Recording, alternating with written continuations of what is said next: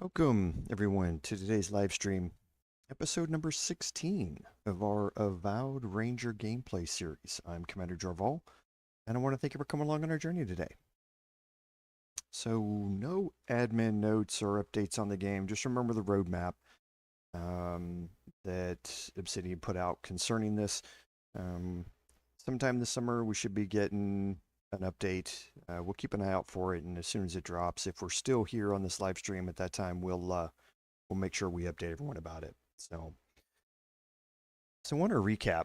Last week's episode culminated in us having to make a choice about what to do with the ruins in Shatterscarp, and we chose to destroy them and save the people of Thirdborn, and that's going to be reflected in a couple of changes or a couple of conversations that we see here. And then we left Shatterscarp, ended up at camp, had some conversations, and now we are ready to head into the final area of the game, and that's Galawain's Tusks. So let's go ahead and jump in here and we can start getting ready to make our way through.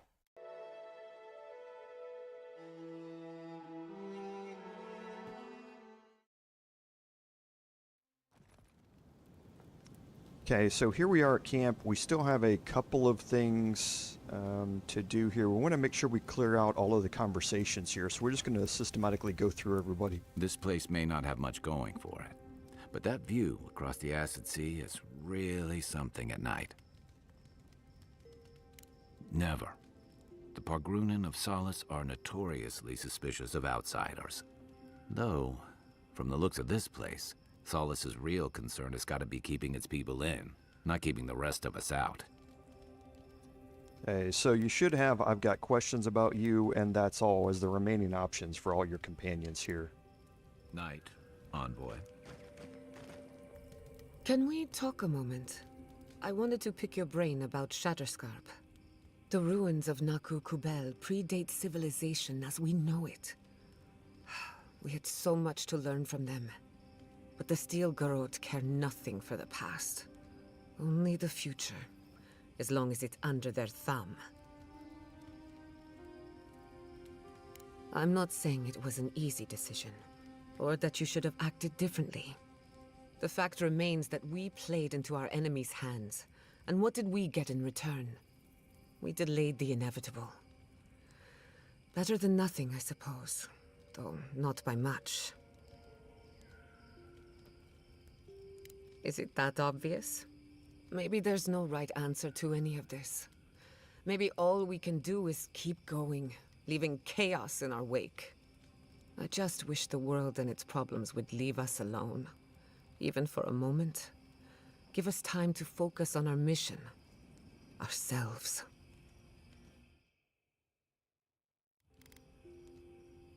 As do I. We both deserve a little peace. And if the world will not give it to us, then we'll just find it in each other.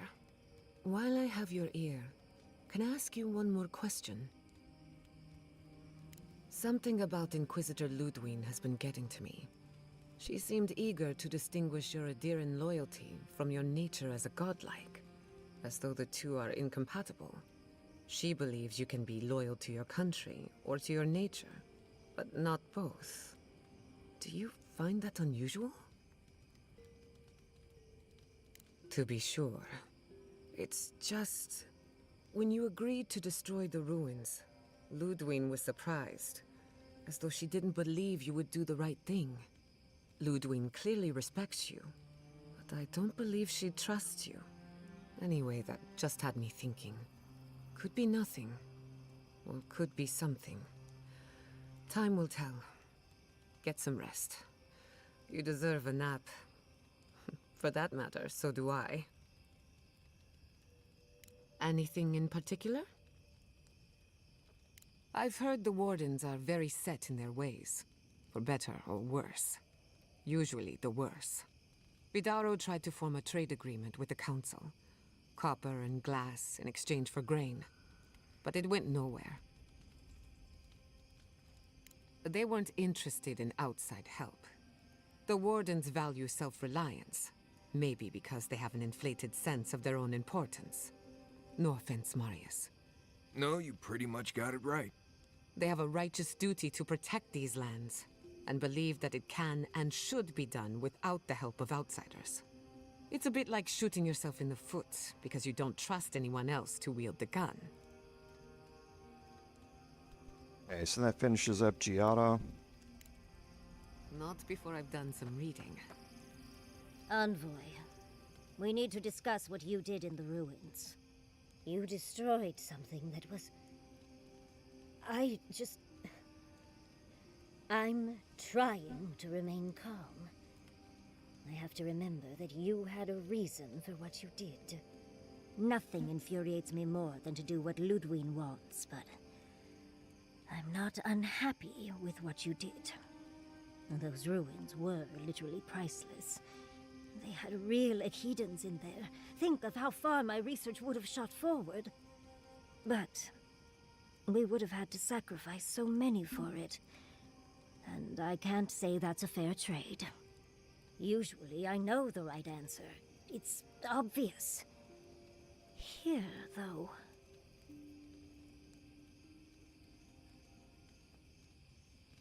Of course. Because a common reaction to being set upon by dream thralls is to placate another monster. The Envoy has history with these people. A change of heart doesn't happen overnight. All right. I understand. I'm sorry, Envoy. This is my life's work. And that skeletal maniac attacked my home. I'm just a little more raw than I thought. It's all right. I think you've earned a bit of trust from me. Things have been... unreal. We spoke to actual ancient Ekidans in the ruins. I was able to ask questions and get answers. Of course. Though I sense that you're not fully aware of just how amazing this all is, so... I'll let you wait back at the camp like a good little girl. But to go through the trials ourselves? Oh, could we be any luckier? Fascinating. I can't imagine what it was like to grow up a godlike with no god. I'm glad you got answers, sweetheart. Well, I have to start writing this all down before I forget. But do return if you think of any other juicy details. These sudden changes in climate always mess with my coiffure. Does Adir have good fur maintenance products? Do you have a contact for that? Unfortunately, your clumsy countrymen ruined my entire stock of ointments when they were trying to burn my house down. And I'll remember that comment. Truly, just a good long brushing through all my fur alone would do wonders. I've got some time before we see Quilici again, at least. It'll give me time to find something to remind him of what he's missing. In life, you make your own entertainment.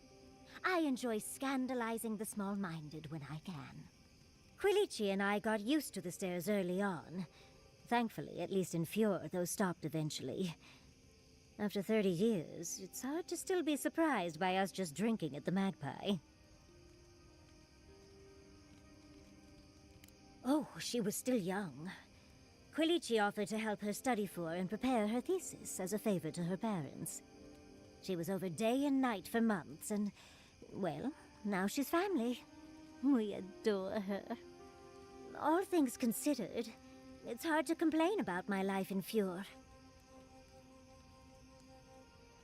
No, of course not. No one is perfect, but I forgive him many vices. Like, he sleeps with his socks on. Right. How do you suggest we keep our feet warm at night? Light little fires between our toes? You're too sweet. As much as I enjoy our little chats, dearie, we should really get going. Oh, but if you do end up finding any liniments, be sure to help a girl out. I've been trying to sort my thoughts since we left her domain. We met Ringrim.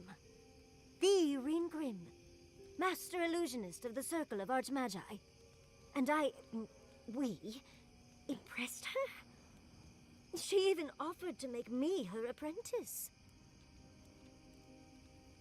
As smart as you are, Envoy, I sometimes forget that you are still a layperson. It doesn't feel real, but it is. Oh, Handra's titties. What am I going to do? If I take the apprenticeship, I'll have to leave Quilici and Fjord. And what about my study of the Godless? I've spent my whole life with them. I'm not a kid anymore. I can't do everything all at once. There are only 26 hours in a day. I love my life as it is now. Exploring as I wish and coming home to open arms and a warm bed. I don't want to give that up. But this is something I never even dreamed of. But it's big. It won't leave room for much else. And I'm too old to... Oh, Envoy. What would you do?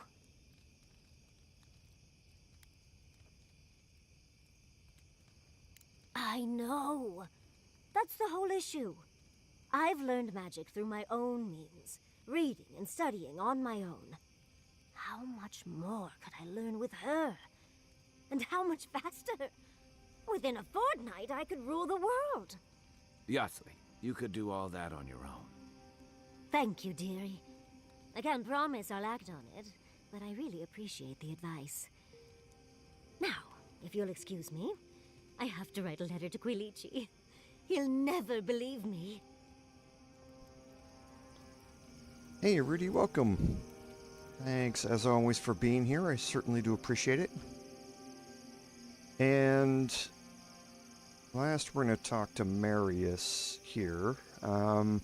Marius is going to be our companion through all of Galawain's Tusks, and this is his area, so you should be bringing him along anyway. I know what you're gonna say. Marius, you need to slow down. Think about your feelings. Well, I don't want to think about my feelings. So just let me be alone for a bit.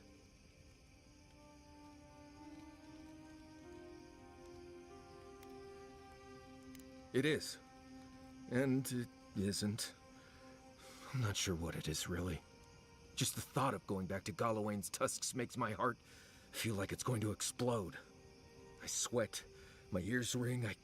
I can't breathe. When it seems like we're really heading there, I feel like I'm dying. Right. Thanks. I understand not wanting to go back, but why can't I just thinking about it makes me feel ill. I need some time alone, Envoy. I need to get some rest. I'll be ready to go when the time comes. Okay, let's see if he has anything else to say. Envoy, what do you need? Let's make sure they're not listening. Who do you want to talk about? Giada's a mystery to me. Animancers give me the Vrikas, and for good reason. Most of them would just as soon turn your soul into jewelry as look at you. Giada seems different. She's smart, thoughtful, and she's got a spine, too. You can tell when someone needs extra help out here, and she doesn't. So, yeah, I don't understand her, but I guess I don't have to, really. Okay, and that's going to be it for now. We're going to have an additional conversation option with Marius once we get into Galawain's Tusks proper. Thanks for talking. So let's go ahead and check our inventory here for a food. So we'll see if we can craft some more basted beast. We're going to need a lot of it. Grog, we're also going to need a lot of. We got enough charming libation. We got enough ivory spinner. So let's see if we can get black broth, grog, and basted beast.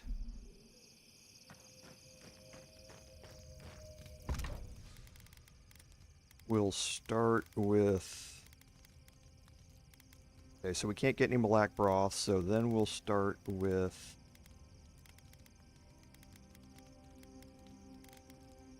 grog. Should have plenty. That should be enough. And then basted beast.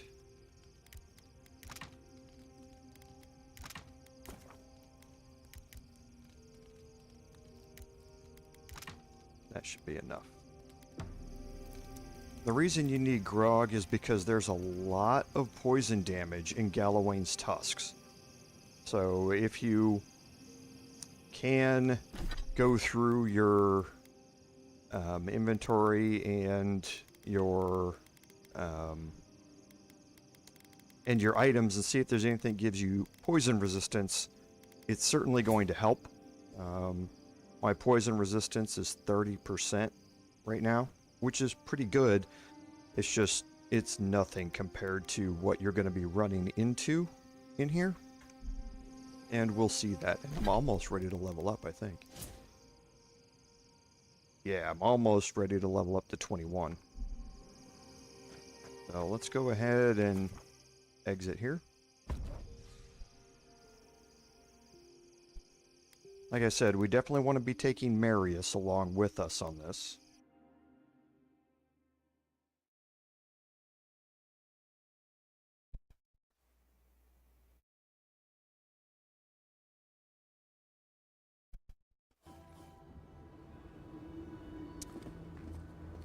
Okay, and we leveled up. Just by coming in here, we leveled up. So we're going to take our power attacks with guns up to 70% extra stun.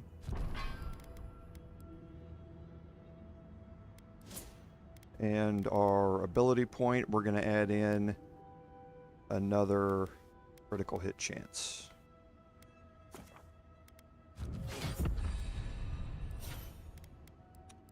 For our companions, doesn't really matter. We're going to be starting off into a new one for everybody here.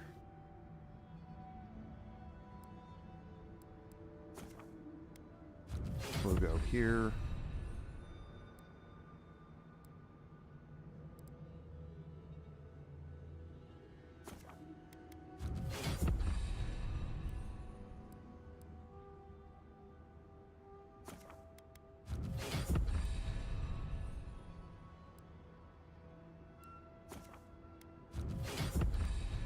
Okay. Now, if we look at our journal, the only thing we have is the main quest line here.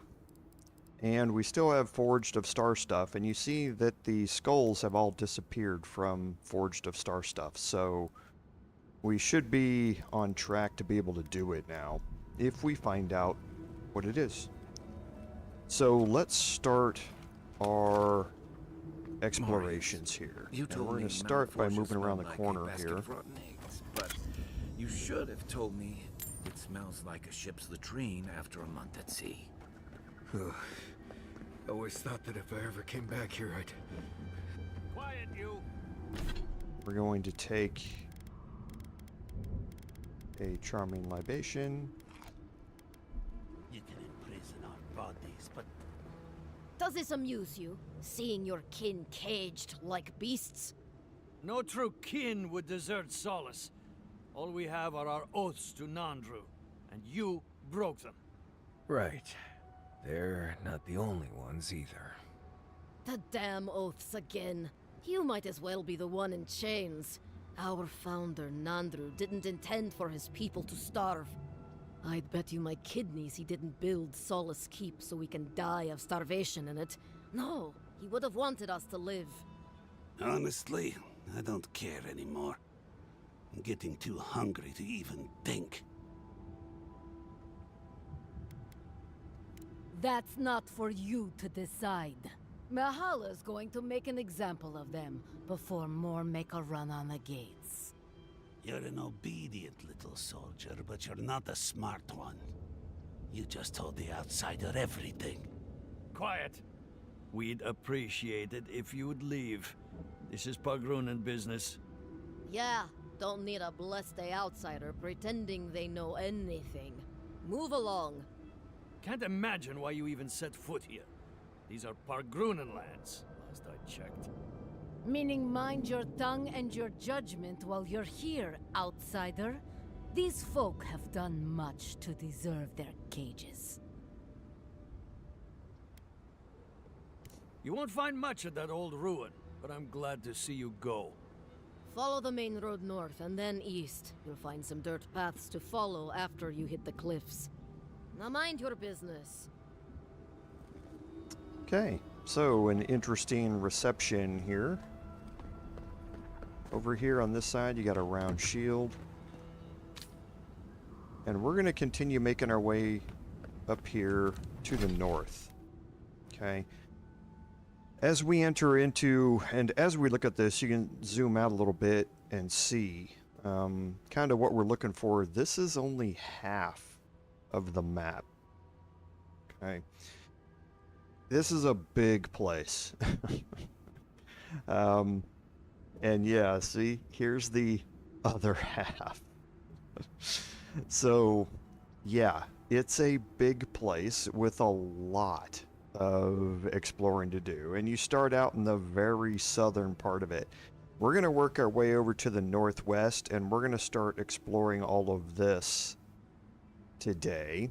And we're going to be exploring some of this and up here along the shore here. There's a couple of side quests in here that you would pick up when you go to Solace Keep. We're going to be we're not going to be heading up to Solace Keep yet. So we'll be kind of getting ahead of ourselves on some of these, but it's not going to hurt anything. And now you can see that everybody here, and this Elder Adra Beetle is high rank in the Superb tier. Superb +3. Superb +2, Superb plus, or just Superb, Superb +1. You're going to be finding high-level enemies here. Okay?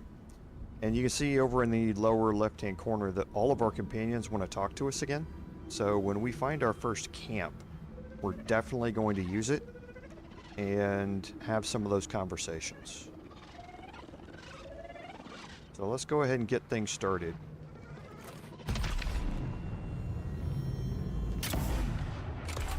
Look at that. All that stun.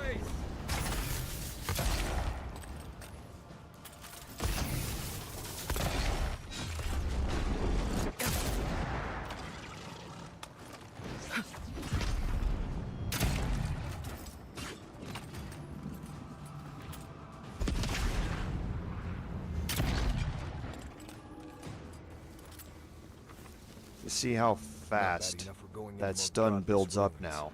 We're also walking It's first into a beetle lair. Incredible how much damage we're able to do in a short amount of time now with keep the rest of us out. with our stun. Now you're gonna find water like this everywhere in Galawain's Tusks, and it kind of looks a bit brackish, and that's because Kai is about to step in it. Because most of the water here is poisonous in some way or another, and you want to avoid most of it. There are some that you don't have to worry about that with. But for now, we want to clean up that water as fast as we can, just from an exploration standpoint. And you can see we're now getting our superb level materials. So we don't want to forget about the fact that we want to try and upgrade one weapon and one armor as fast as we can. And see, we end up wanting to get up there, but we also have a door here that has a chest behind it. And we obviously need to find the 3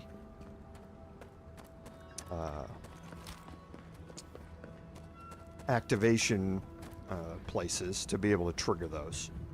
So we're going to go looking around, and again, we're going to try and avoid the water as much as we can, but we need to go that way. This is the way that we just looked at.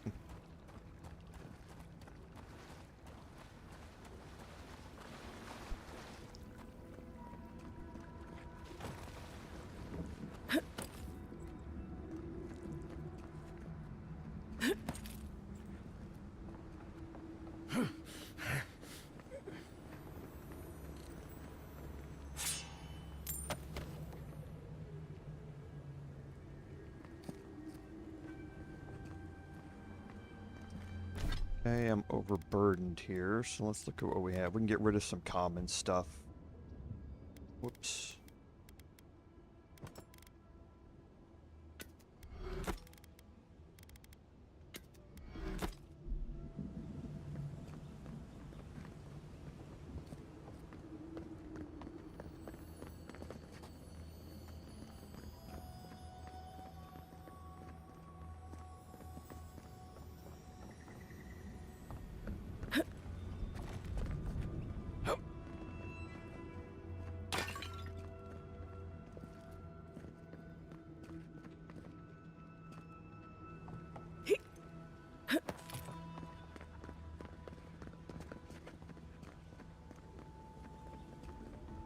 Okay, so there's one of them.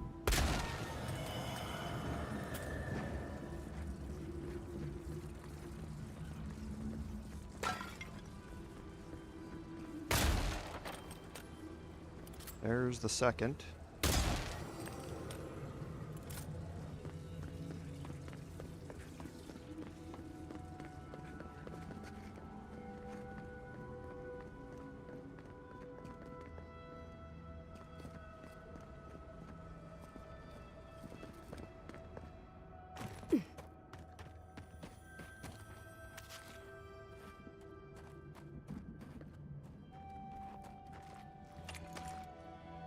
Gods. Just the smell in here makes me wish I hadn't eaten today. I will never complain about Maurice's laundry habits again.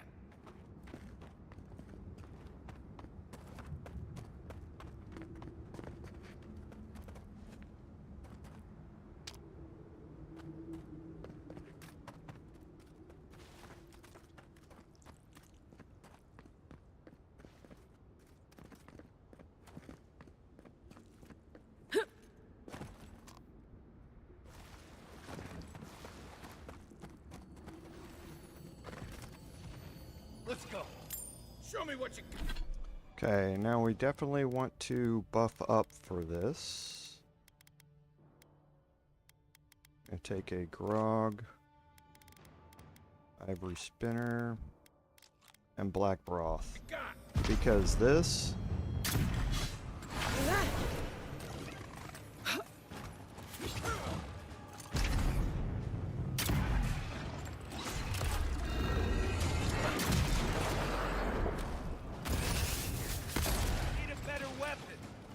you can get very quickly overwhelmed.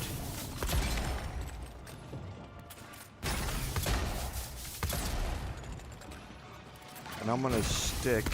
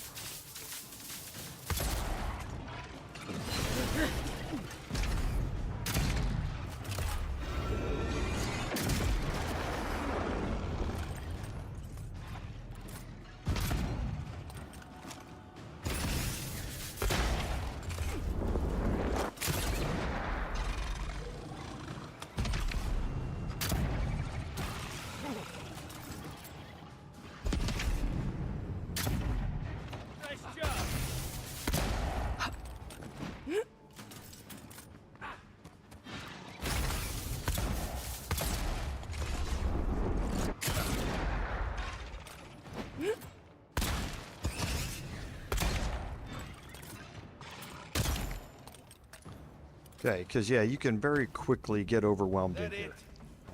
There's so many enemies that proc.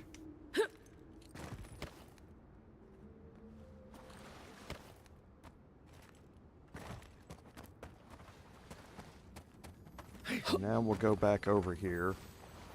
And here's the ancient arrowhead treasure map. We won't get to that spot for a bit.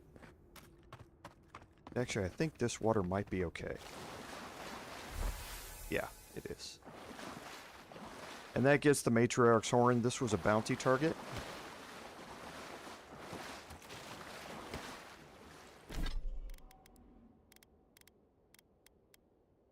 So you can see the symbol. There's a bounty trophy here.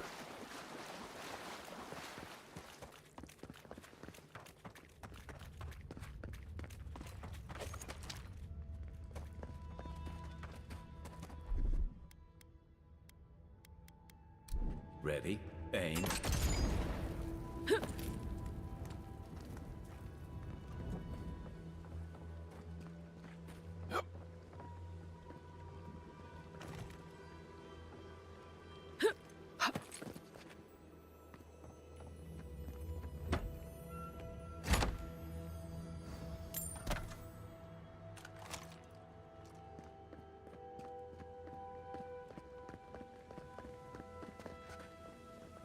Okay, now I have to try and remember where the third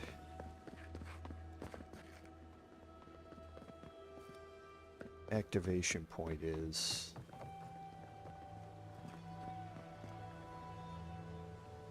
I've gotten 2.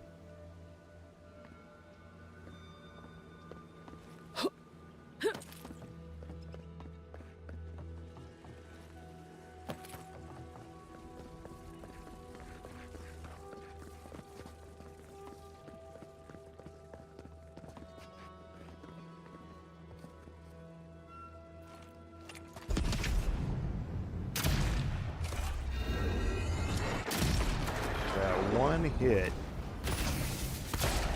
takes him to full stun. That's a little I was crazy. just getting warmed up.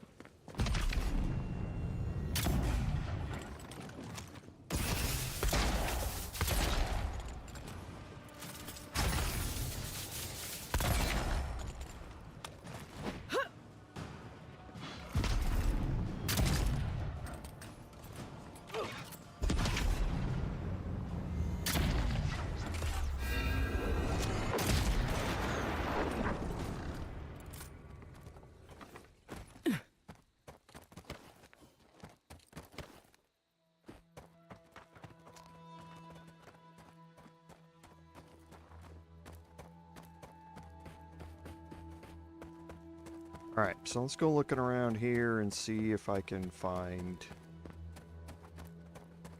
that third point. I think this is actually supposed to be the first one. I think it's relatively easy to find. I just need to look around because there are wires, so to speak, leading out of this, but they're pretty well hidden.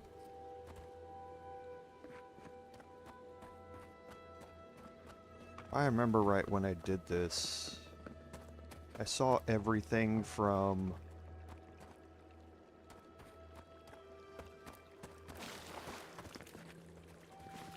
this route. So let me just retrace my steps again.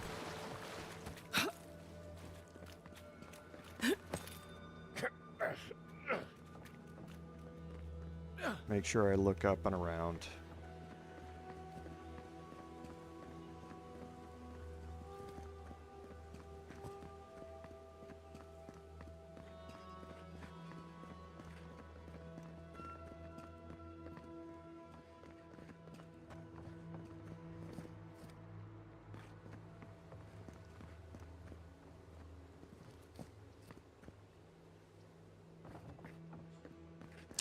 And that was the way to the bounty target. It's not down there.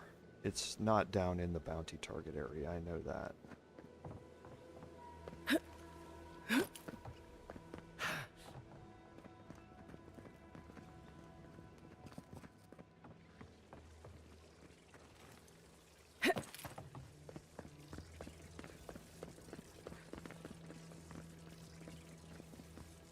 And I remember this one and that one. I thought those were the last 2 that I'd gotten, though, when I did this. I'm thinking the first one is...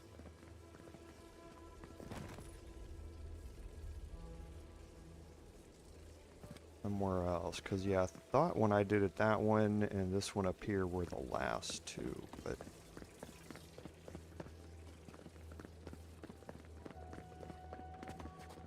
yeah, because that's again down toward the bounty target.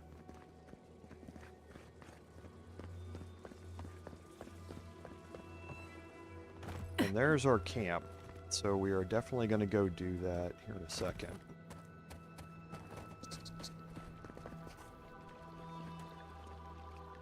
Ah, this might be it.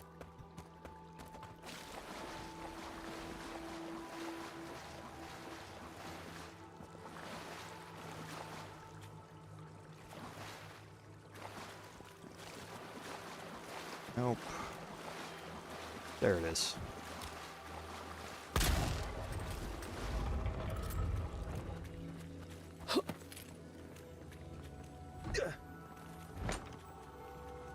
And there's a lot of crafting supplies in here. I'm going to be needing all of those, and we're going to be spending money to get some of them. I do want to look and see where we are on our... So Karak's Pride's at level 2. The Gambison of the Grand Empire is at 3. And what do we have as far as... We have 11 Corrupted Adra. Which means we can make 3 Adra Ban.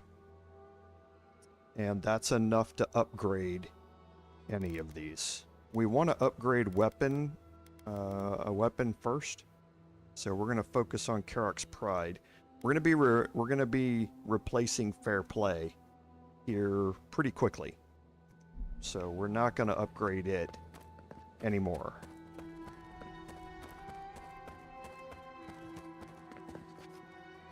So let's head over here and unlock this camp.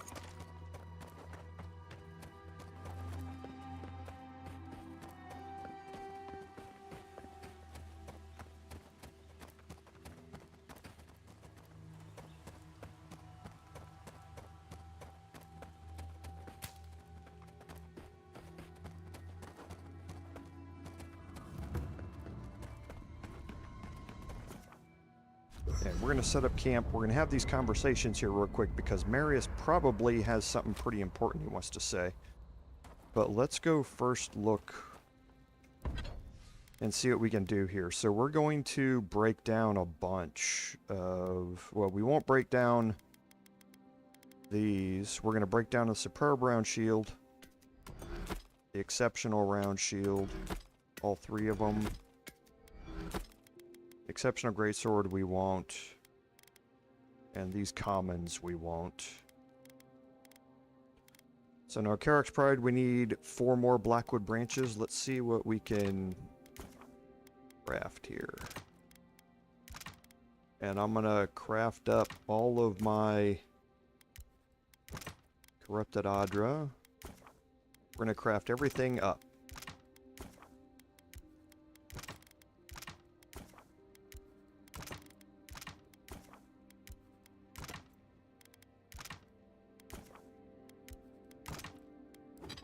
Okay, so now we can upgrade the Gambison, but we don't want to. We're gonna, like I said, we're gonna find a weapon here first, and we want to make sure that it's legendary. So, Karak's Pride, let's up it.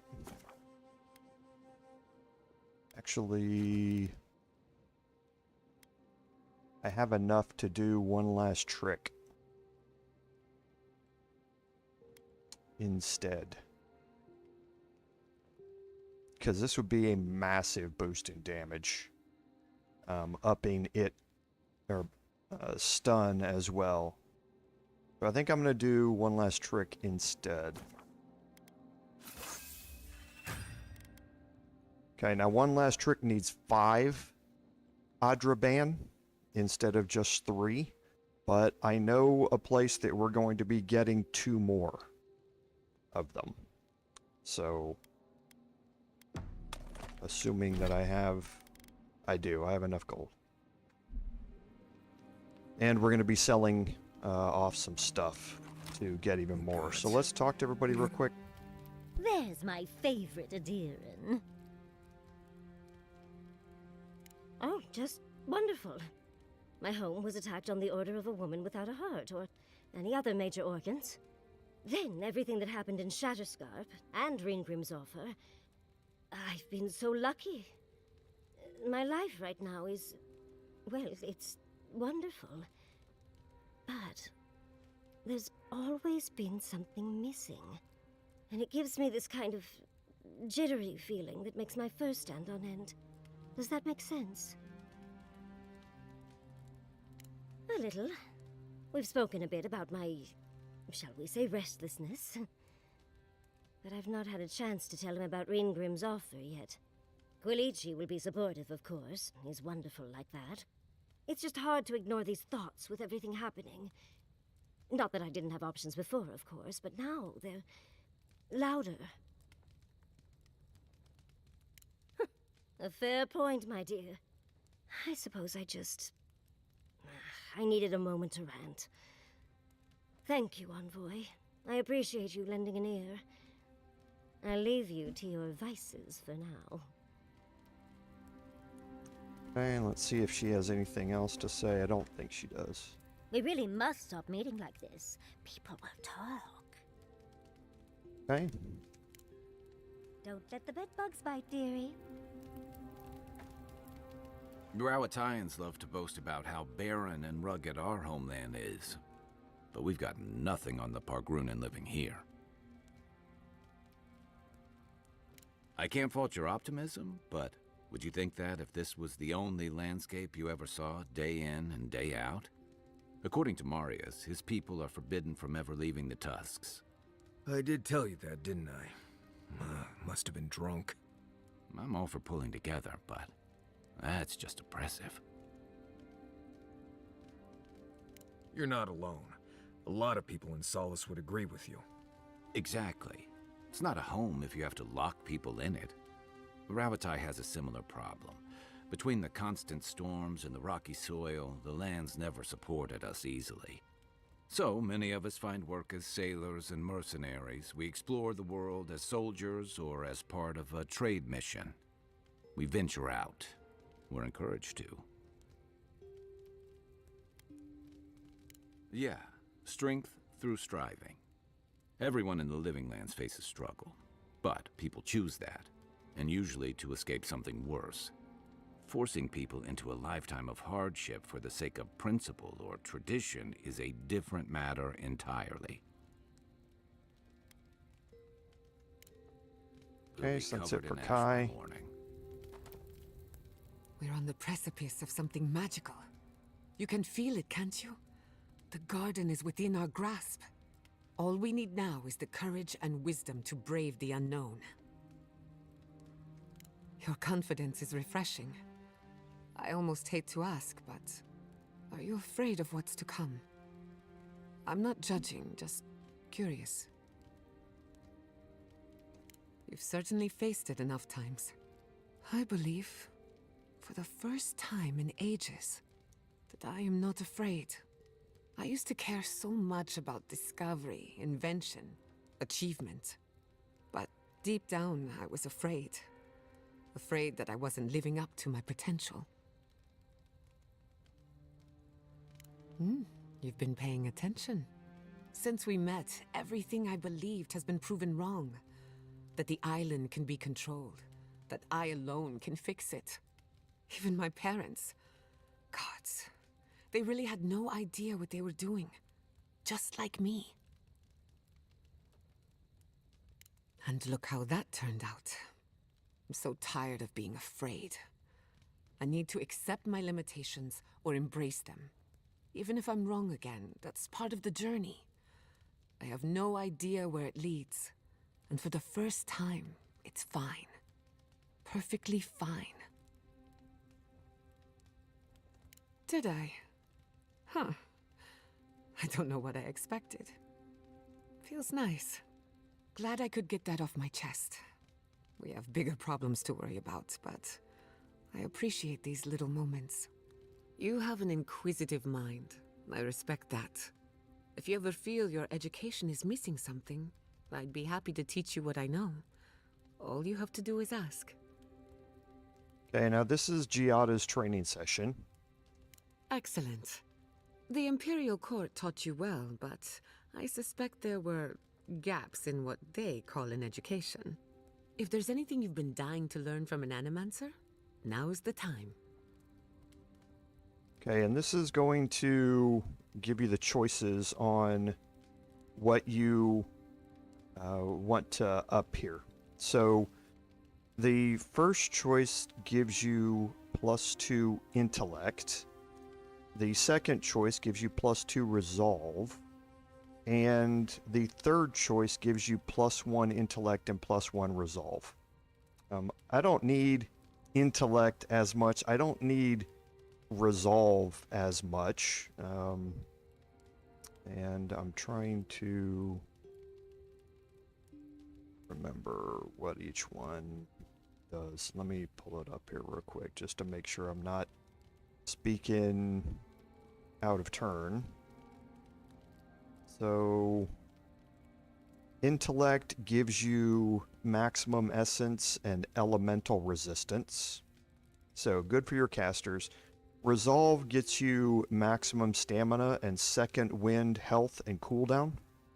So I don't need any of these, a whole lot. The maximum stamina is nice. The second wind cooldown, if I ever go down, that could be helpful. So between the intellect and resolve, I'm going to go with resolve, and that means I'm going to select the second option here. Gladly. You should have seen my thesis defense. I called the governor an intellectual void, an ooze in the form of man. Now, let's begin. You drifted off for a moment. Were you paying attention? Really? What's the last thing I said? Oh, I stand corrected. Even if you had dozed off, no harm done.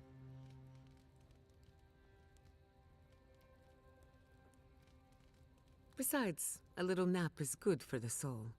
I slept through my share of lectures, and look how I turned out. That's all I have to teach you for now. I'll chime in if anything else comes to mind.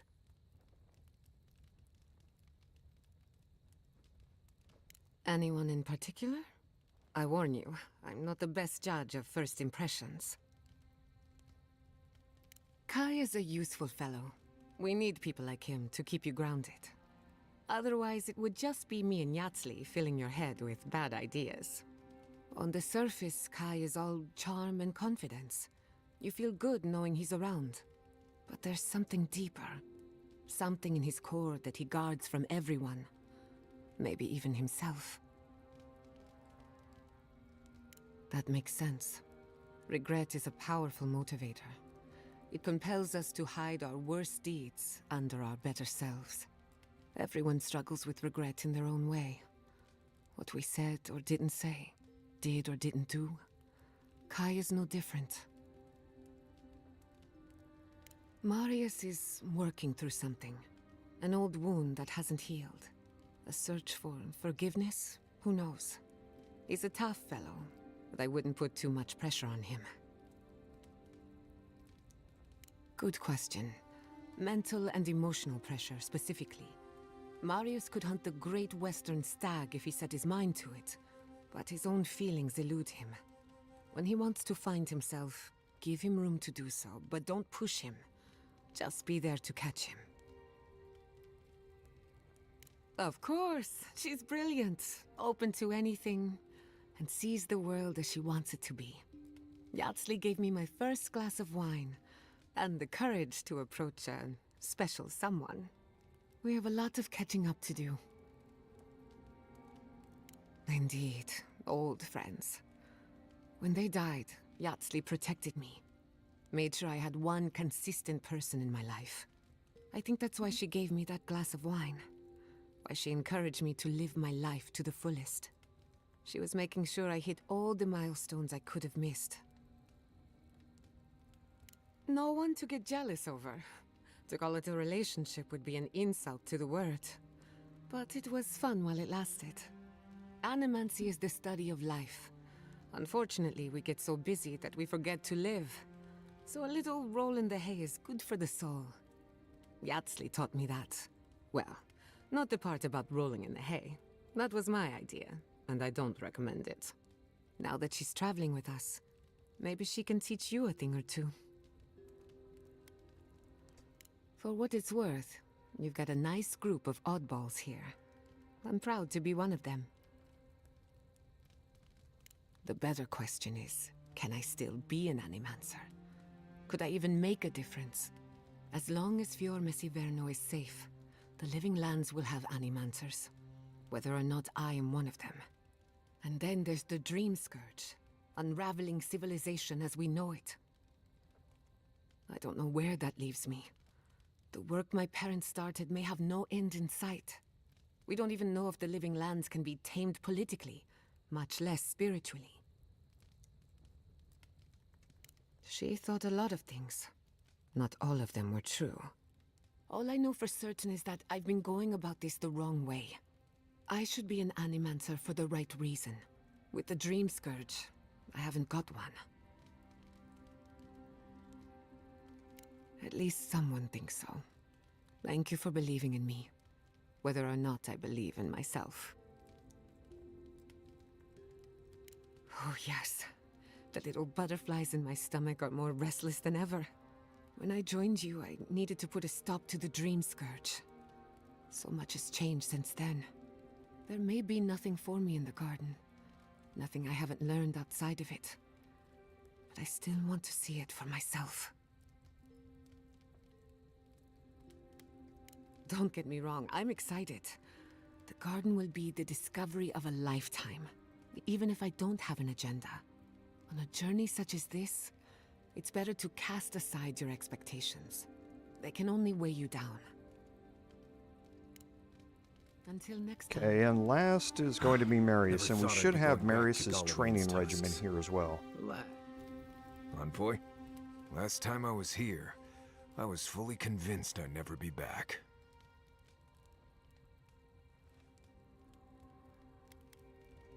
I left Solace under the cover of darkness, through an exit only me and a friend of mine knew about.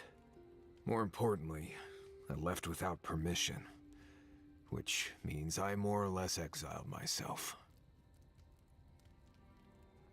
I did. Might come a time when I'm ready to talk about it.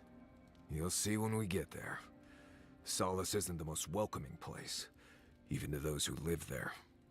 Anyway. What do you want to talk about? Solace is a walled keep that has stood basically unchanged for centuries. The Pargrunen there think the walls are indestructible, which tells you a lot about why they don't like to leave. Instead of laws, they have traditions that date all the way back to the founding of Solace. Violate these traditions at your peril. I say it's the safest place in the Tusks, but don't get me wrong. Growing up there was not easy, and leaving was even harder. There's a place in the southwest of the Tusks called the Slumbering Fields. It's full of dry brambles and plants with nasty thorns. There used to be an old Pargrunen aqueduct out there, but it hasn't been used for a long time. No one's sure why the water stopped flowing, but without it, we've been drinking subterranean runoff for ages. That's all I know, really. This place was named after Galawain, but I always thought Magrin held more sway here. Lava, high temperatures, and a giant Bleste volcano in the middle of the region tell me the goddess of fire had something to do with it. Even Solace has the good sense to send a prayer or two Magrin's way. Hard not to when your home is surrounded by Magrin's fury, but sure, give Galawain the glory. Maybe that's why Magrin's so Bleste angry all the time. And this is the option that's going to open up his training regimen. I promise you've never spent time anywhere like this. I have tips that might even be news to you. First rule in Galawain's Tusks is to be grateful for every breath. The air itself is poisonous here, if you breathe enough of it. Don't overexert yourself, and keep your heartbeat slow. A wet cloth over your mouth and nose will help. Remember that this place wants to kill you at all times. Act like your every step is putting you in danger. And make sure to clear your eyes, ears, and nose every now and then. Ash builds up faster than you'd expect.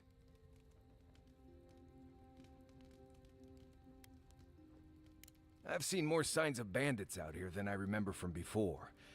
I'm not even sure who they're raiding, to be honest.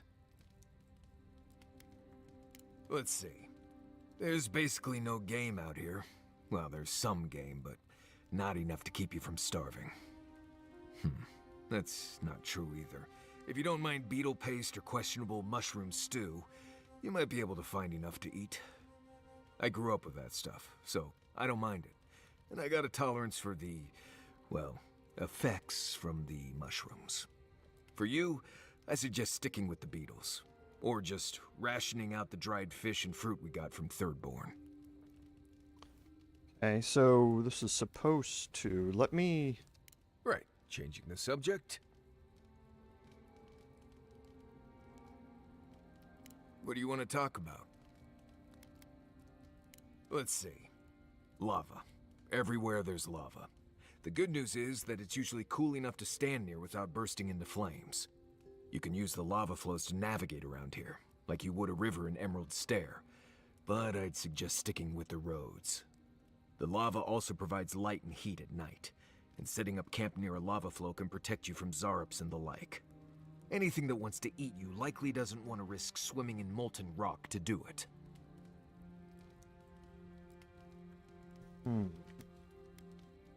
Mount Forja erupts every few years. Usually, it's like it wants to remind everyone it's still here. Which is ridiculous, really. Smell that rotten egg scent on the wind? That's Forja. As much as I want to blame it on Kai. Just another reason the people of Solace tend to stay inside. So, I don't know if you have to exhaust all of these. I don't remember having to do this in my personal playthrough. Let's see. If you find a large crack in the ground, don't stand over it and breathe deeply. Just trust me on this. Sure, it's all fun and games when someone gets a face full of gas from underground and everyone laughs while they act all stupid. But then, everyone's sorry when the poor Nimdude starts dry heaving and bleeding from the eyes and ears. A few minutes of dreariness and hallucinations are not worth the risk. Though, they are very fun hallucinations. Yeah, just don't inhale gas clouds from beneath the ground. Really, don't do it. Okay, let's Right, back out of the changing the subject. conversation.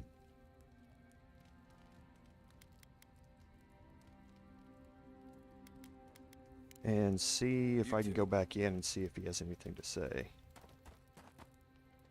There's Giada's training, Kai, +2 to you've resolve. killed people Envoy, what do you need? Go through this Let's first. make sure they're not listening. You already asked about Giada, so you probably want to talk about Kai or Yatsley. I don't know. Things have changed a bit, I guess. She's not so bad. I mean, she's loud and impulsive and always trying to get herself killed, and she keeps saying things to get a rise out of me, Envoy. But, joke's on her. No one's gotten a rise out of me in years. But other than that, we can get along. She can be sweet, too, when she's not introducing me to a new word for my oak and acorns. What do you want to talk about? Let's see. Stay off the ground as much as you can. Don't lie on the ground. And if you're up and about, keep moving. The magma flows pretty close to the surface, and the ground gets hotter than you'd think. I've lost a few boots because I stopped to rest and forgot to put up my feet. The heat from the ground cooked my boots in just a few minutes. You already know what burning leather smells like, and if you don't need to find out now. Right, changing the subject. Ask away. Let me see if there's any. I don't remember any of these being it.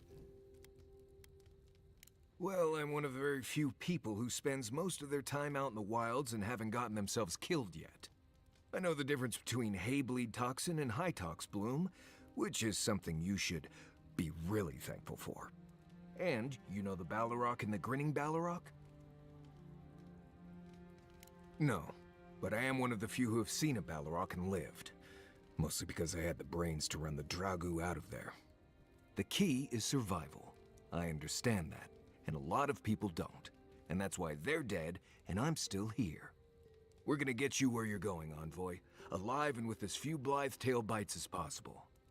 That more or less, is all you need to know about me. Okay, I'm gonna go do a little Right, more changing the research subject? What do you need? on my own. Like I say, it's not the most entertaining gameplay for me to be walking through the conversations, must. but you do want to go through all the conversations because you can get valuable ability points out of them. I need to get more grog.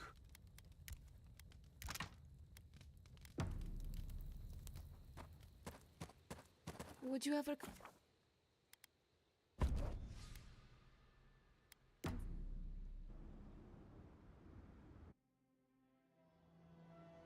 How could they? Beloved that you are, and still they bared their fangs. We blessed the Tabaru Sinakis, and they prick us in return.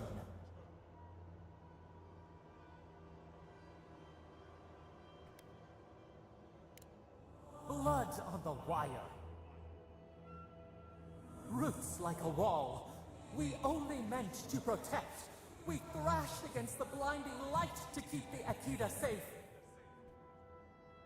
We never wanted this. So many seedlings lost. We grieved, but we saved many.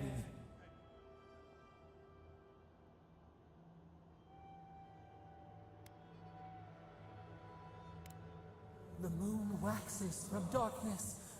A new turn. New memories. Yet still the branches swipe. We mourn, we could not be to blame. They should have shared our love. Their spite? This we could not foresee. But you are here. A green shoot after the fire. You would not raise your hand against us.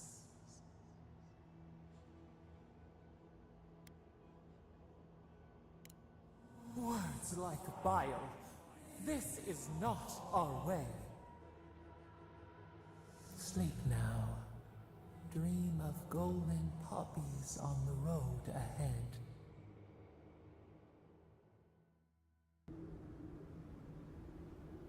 Okay, so we're gonna head up there and do some explorations there. We're gonna quickly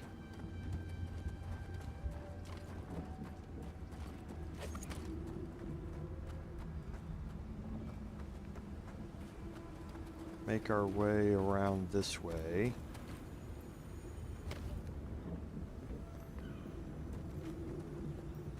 We're going to try not to get into the fight here.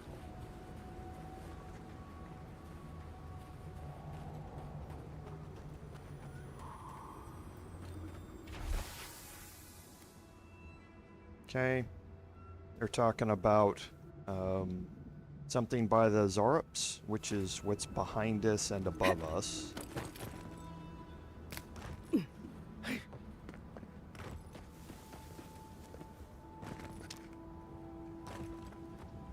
And then to get up there to that chest, you have to jump across from up there, and you access that through going into there, which we're not going to do yet.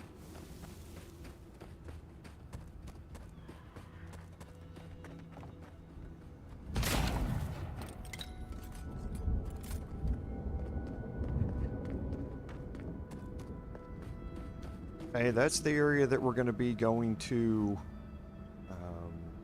explore here in a little bit, but like I say, first we want to head up here.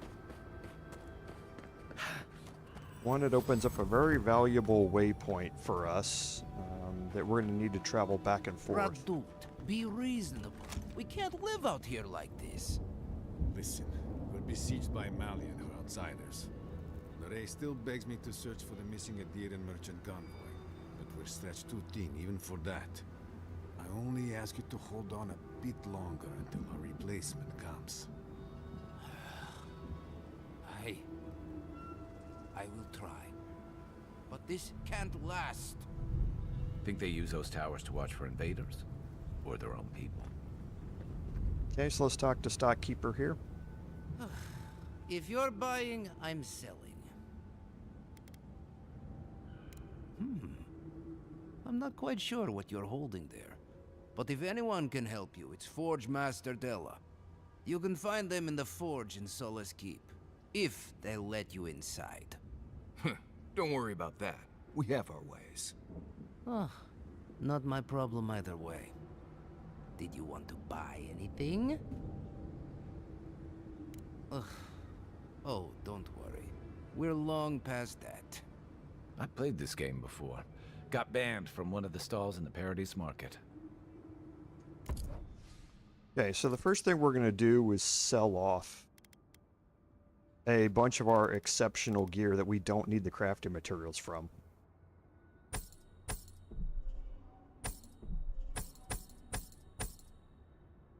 Okay, and the fine items we don't need either. Definitely not the common items. Okay, so now we've got a decent amount, and we're going to need every bit of that. So the Adrabon here, 2 of them, we definitely need. And that is 33,000 gold for both of those.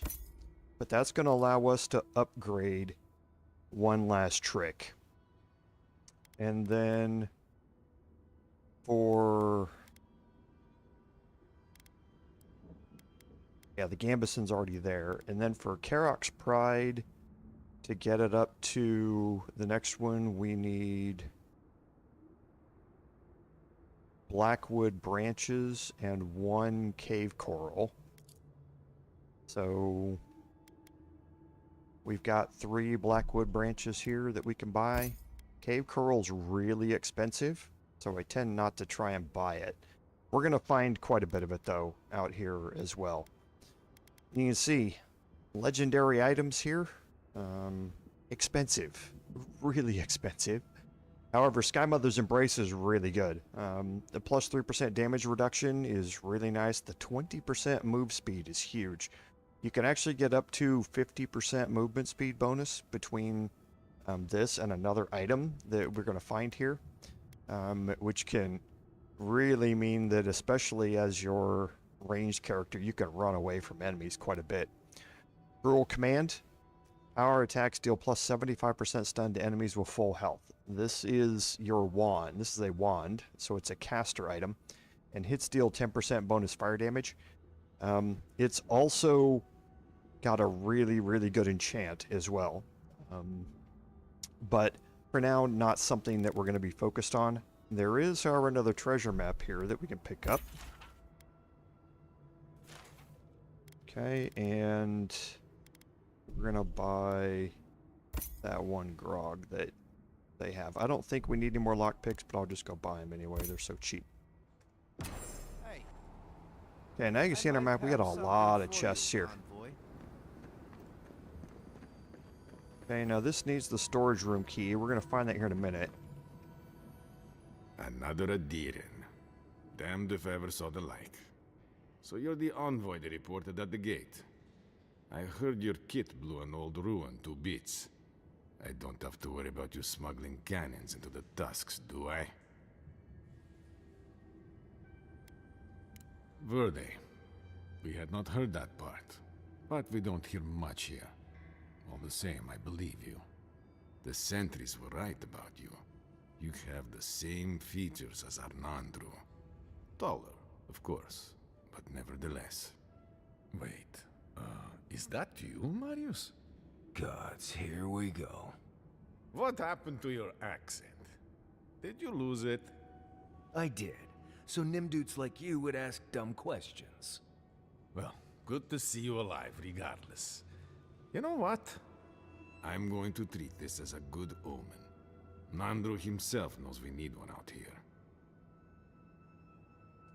Founder of Solace Keep. They have a statue of him there. You both share similar features around the face, huh? Anyway, the Tusks never offered us much, and that was before the Beatles rose in their numbers. Never mind the Zoribs, or the Dream Scourge, or fucking Amalia. I don't know what there is to do. The beetles and Zarips come back faster than we can cut them down, and Amalia... Gods, where do I even start? She and I used to command this tower in turn. I and my wardens kept watch while she and hers rested in the keep. And so too the reverse. Until her last watch, that is. When she and her wardens abandoned their post and marched on the gate and tried to leave. Because life in the tower is torture. We're low on supplies. The Waste are winning against us. They had made a request to the keep for aid. After it was denied, her warden spoke of mutiny. And after that, well, fighting broke out at the gate. My wardens and I rushed from our leave when we heard the alarms. Drove Amalia back. Now she set up camps in the wastes. Main one is just up north in the Twinedwood. Another just west of there, in a tower. Another east, in a cave. It sounds like she just wants to leave. She's broken her oath, and I'm trying to find a way to uphold mine. To watch over the garden. It is this that keeps us bound to the Tusks. Our oaths are mortal matters. Oaths and traditions should serve the living. If Amalia's struggling here, why shouldn't she leave? Traditionally, if a warden's oath is unfulfilled, their spirit lingers until another warden sees it completed. Or so they say. So it is. And if one of our own breaks an oath, well, I'd be breaking another oath if I speak much more to Marius. But you get the idea. All I want is peace with her. But our talks, such as they were, have totally broken down. Whenever I approach, she just tells me to stay away from the land beneath her banners. And after her raid, after our skirmishes, I don't see how we can talk anymore. But would you be willing to talk to her? You are an envoy, after all. I'm sure you've diffused more complicated situations. I have no demands except that she stops attacking us for treading near her camps. But she says she won't stop until they can all leave. And I can't grant her passage out of the Tusks. She has no duty out there. Nor can I grant her one. I don't know how to break the stalemate. But I'll quit talking your ear off. Thank you for indulging me. If you see Amalia or any of her camps, I hope you can get through to them. I'm all for traditions. Okay, so this is going to bring up the Warden's warding quest. There are two different ways to do that quest. One of them is the better outcome, but you miss out on a unique until you choose to do things differently afterward. Like I say, it's kind of a strange thing. So we'll look at it in a little bit more detail when we get there. So for now, we're gonna explore through the tower real quick. I wonder when we'll get back to the keep. Why? Okay, and really starting to raise a stink. Around back here. Sometimes I wonder. Well, let's not talk about it. Looking forward to You find the storage room key.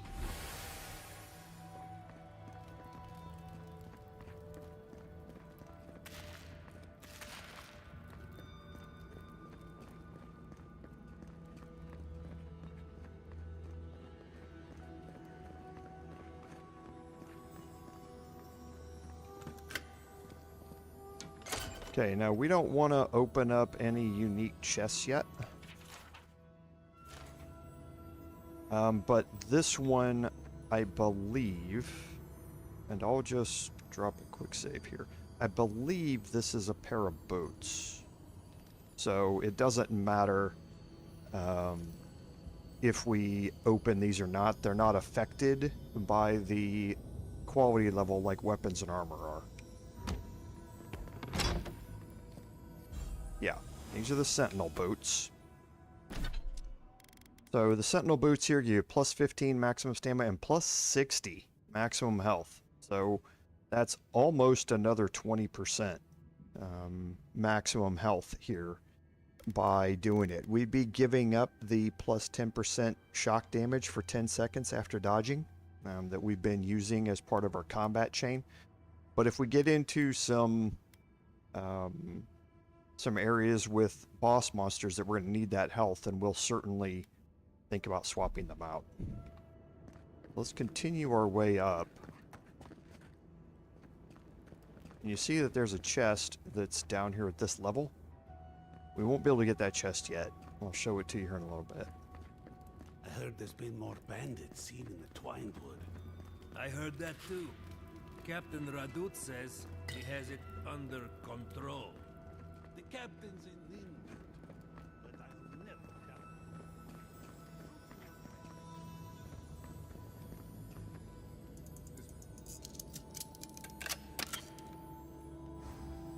Okay, and that's why you don't go buy cave coral. It's all over the place here, so just don't spend the money on it. Blackwood branches you need a lot more of than you need cave coral.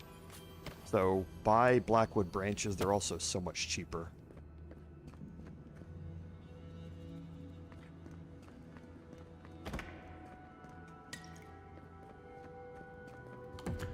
Try to breathe, please. Just try to breathe. Okay, now all of these...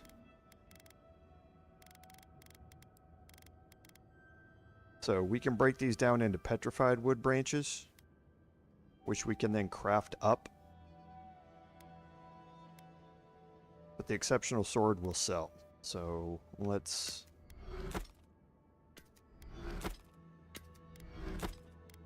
And then when we go to craft, we've now got enough petrified wood branches, we can craft up another blackwood branch. So that's the only reason I'm doing these. Everything else I'm just going to be selling off.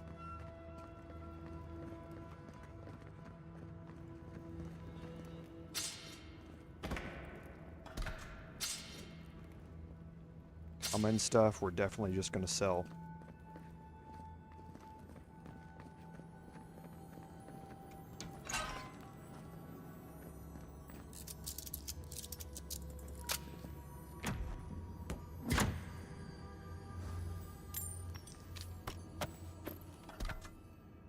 Okay, some good crafting items there.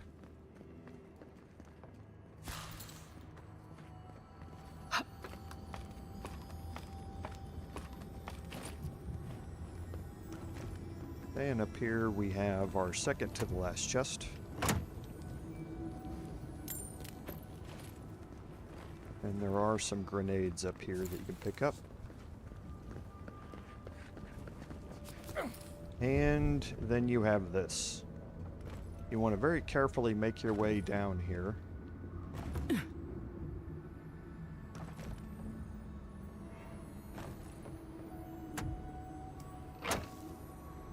To get this last chest. Need to get to this before the mortar dries.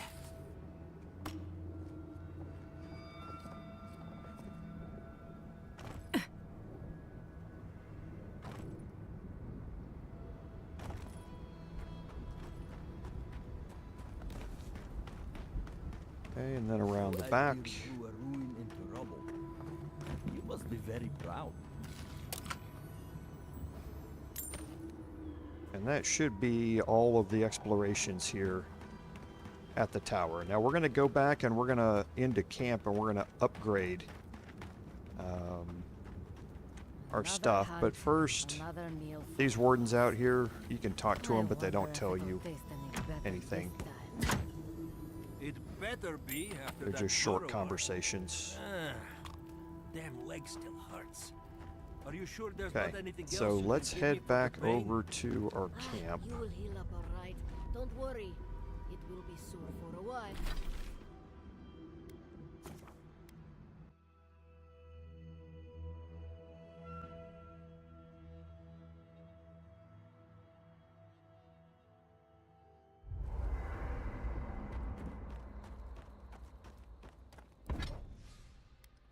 Okay, and now one last trick. You can see we have enough Adraban to be able to upgrade it completely. So we're going to get this up to legendary. You can see what it does to your stun. We were almost at the point where we were one shot fully stunning enemies. with one last trick, and now we're definitely going to be able to do that with a lot more enemies. This is another 30% bonus stun here, and that's why I went one last trick, even though it was going to take 2 more Adraban to do it. There are armors, and I think what we'll probably have to end up doing, since this is going to use all of my Adraban to upgrade this, we're probably going to have to go, I'll probably have to go off stream and go back to Shatterscarp and see if I bought out all of the corrupted Adra, and then see if there's, in my personal live stream, if I can head up to Solace Keep and see if there's more up there to be able to buy the rest of it, because we want to get our Gambeson upgraded so that we have an armor and a weapon as quickly as possible. But now every weapon we find is going to be legendary quality, and that's exactly what we need to happen here.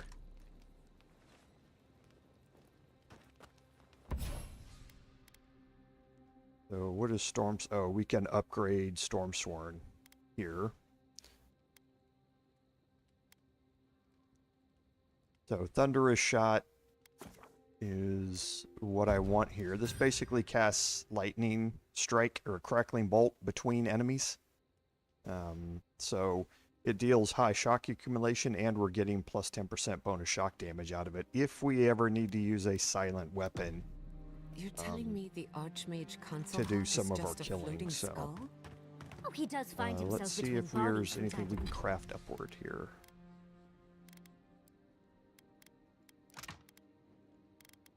So we can craft another Blackwood branch. And okay, so we don't need any more. We're not going to upgrade Fair Play. Karok's Pride, we need 6 more Blackwood branches. So we'll keep that in mind as we're picking up more of these. And now we can craft up to Legendary because we have our first Legendary weapon. So we can start upward crafting to the Legendary tier so that we can start upgrading our items through the last tier here of Legendary. Okay, now these are of limited usage, I would say, so don't focus on them very much. Simply because, like I say, you're going to be gaining plus 62 damage, which is another 15% damage or something like that when you max it out. And another 10% damage here. So, like I say, useful, but not there. It's a lot of grinding and stuff to be able to get all of those materials.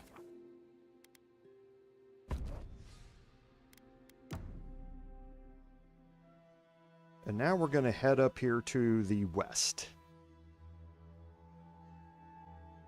and take a look at a quest here called Boundaries of Antiquity. And that's going to take us over here. So we're going to head southwest through here, kind of make our way back down into this area of the Writhing Ruins. Here, we came in here.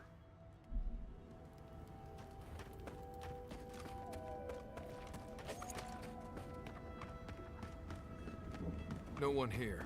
Been empty for a while.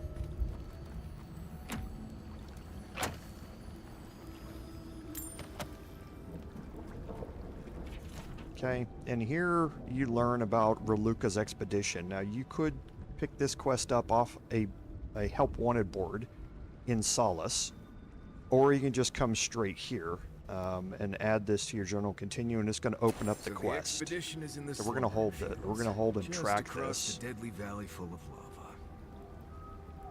Okay, so let's kind of go looking around, and you see we have this aqueduct here.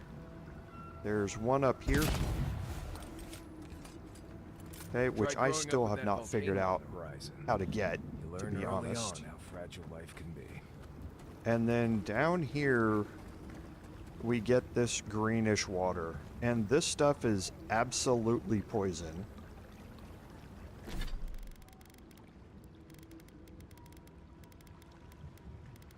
I'm gonna take a grog.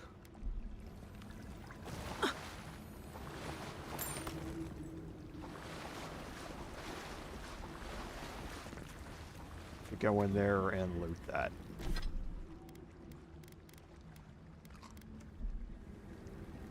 Okay, and you can see Kai and Marius just getting poisoned Wagon tracks. over Heading there toward the as they slumbering stand in it. fields. Looks like they went this way. Poison here really, really hurts.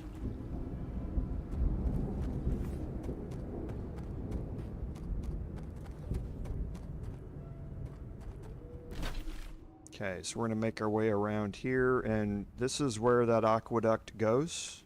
You can kind of see it up there. We'll quickly head up here and do some searching, but we're going to kind of treat the aqueduct here as the northern limit of our exploration. We're not going to explore the other side of it yet. Okay, and more of that up here. I know how to get that one, though. You can see the water here is just trickling out. We're going to go fix that. And you see there's a chest up there as well.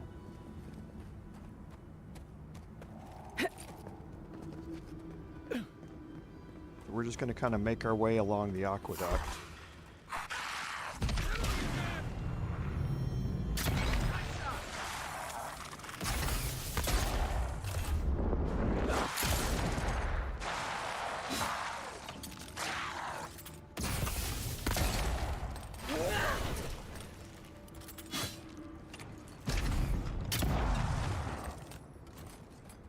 See, we're doing 2k damage now without Basted Beast. So we are critting really, really hard.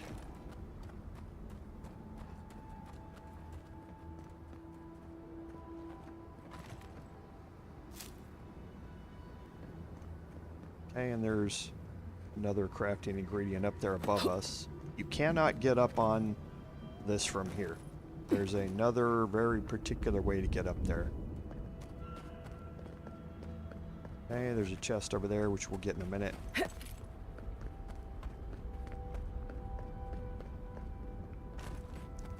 And there's another crafting ingredient up there. And this is going to lead you over to the lava. And this is what you need to cross. You need to find a way to cross. Now, there's a way on the aqueduct, but we can't get up there.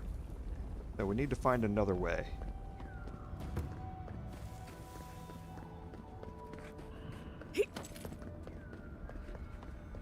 Okay, so here's this backpack. Got some more good crafting ingredients in it.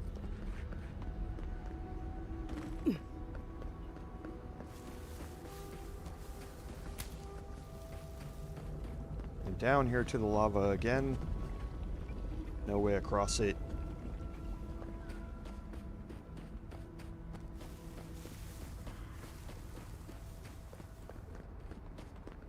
And now we're working our way back toward this area here.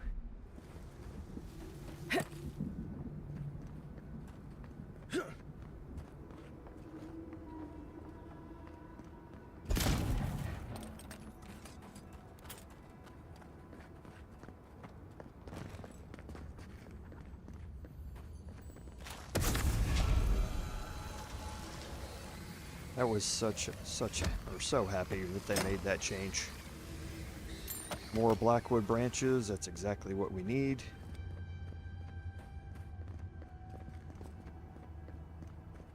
These arrows say that they're above us, they're not, they're actually down below us.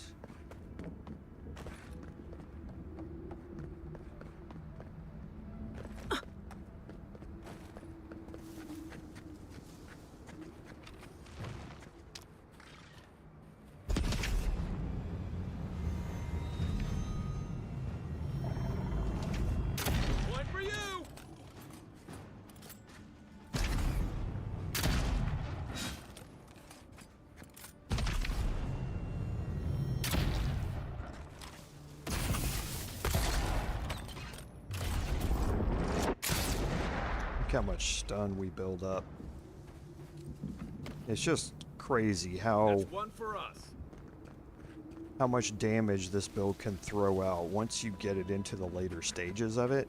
We're going to be taking on some enemies here pretty quick that are well above us and in level, and we'll be able to do it with relatively little or few problems. So you should recognize this area here. This is the area that we were just in. This is another way in here where you can actually start this off and jump across here, and only a couple of enemies can jump across here, but it will keep you a little bit safer than fighting down there in the middle like we did. We just didn't really have a problem with it. We're a little bit OP as far as the damage goes right now.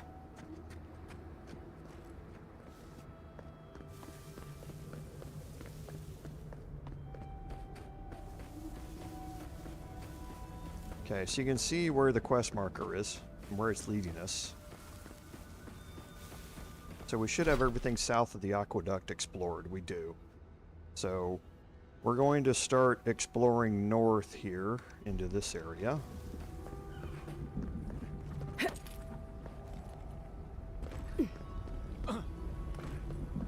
And don't go jumping in the lava. You can survive it, especially if you have grog, but the damage over time is so fast with the fire damage here that it's really hard to outpace it. And now you can maybe start to see a way across, maybe down here as well.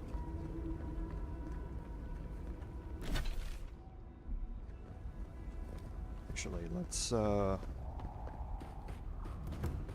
explore around this way first.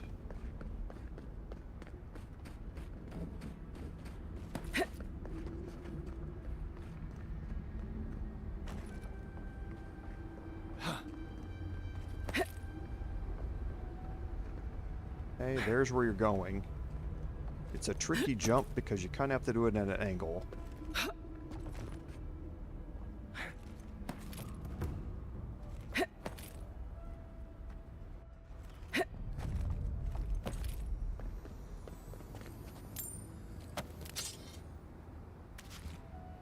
Now what you want to do is fall down onto this.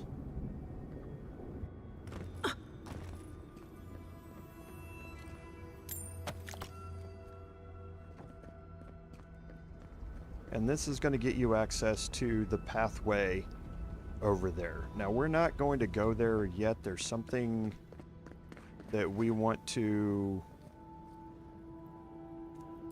no. Actually, let me see.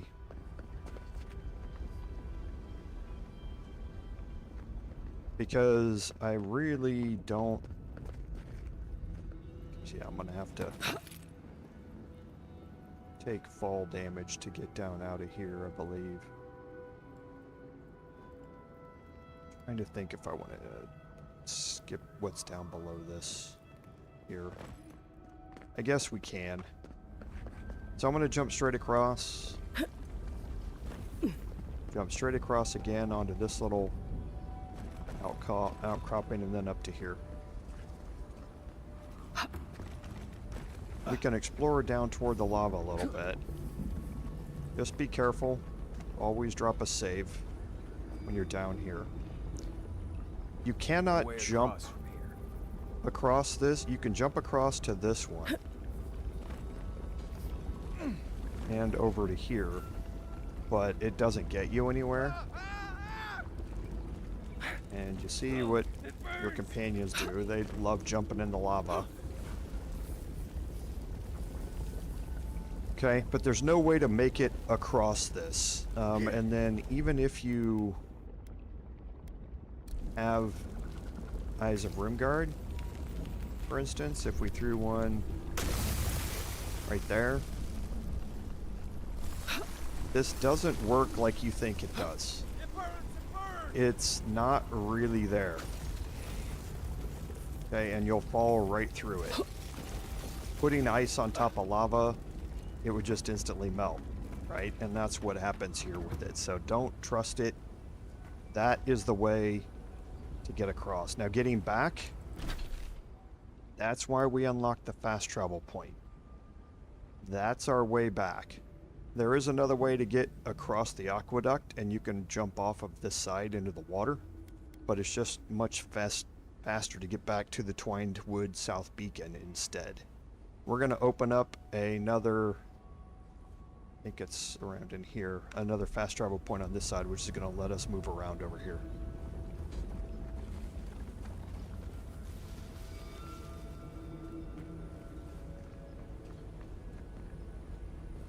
Okay, and remember, there's nothing here right now. Just take note of that fact, that there's nothing here.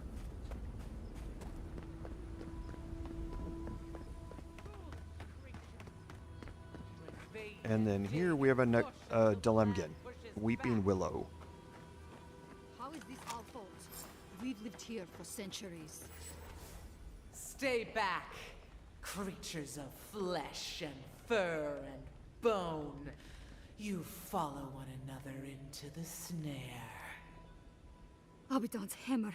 Did Gabral send you? You've got to get us out of here. The only snare is the one these creatures sprang on us. We discovered when we arrived that something had fouled the water we're supposed to route to Salus. Marius, is that you? Can you talk some sense into anyone here?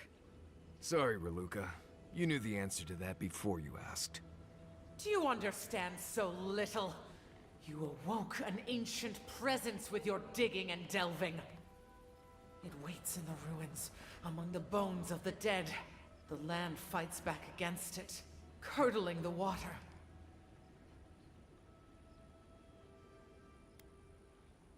An ancient herald of destruction. A harbinger of death. We know only that the land attempts to vomit it up like a poison. The land feels, it remembers. Like a tree choked with vines, it seeps poison to defend itself from the aggressor. The interloper. We feel a presence. It rises like bile in our throat. We fear it. But burrowing worms clog the ears of these fools. I warn them, and they hear nothing.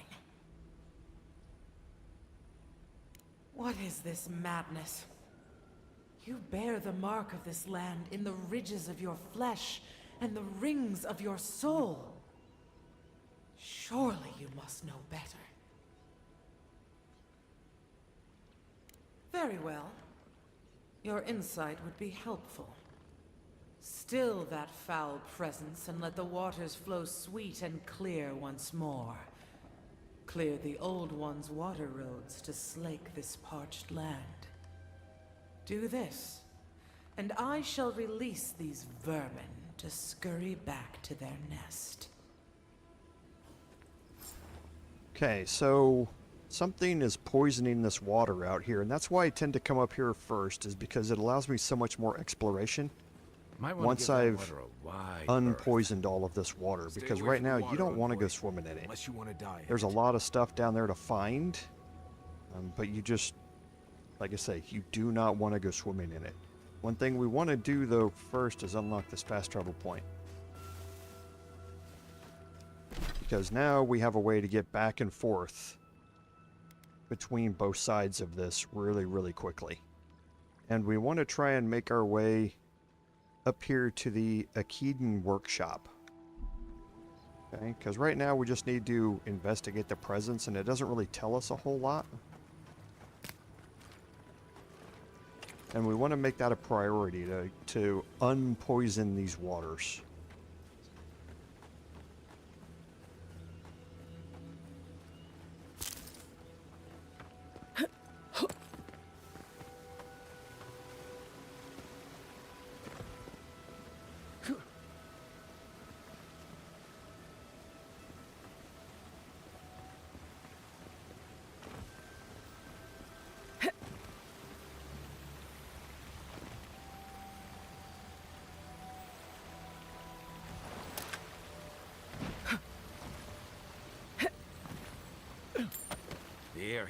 And you see how much poison damage they do, and once you get poisoned, you're kind of stuck with it. You have to wait for it to wear off, or use a grog to get rid of it.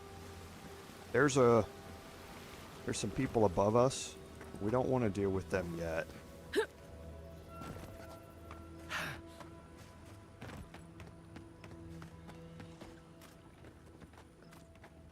Okay, now these over here we'll deal with. Unseen, unheard. Nice.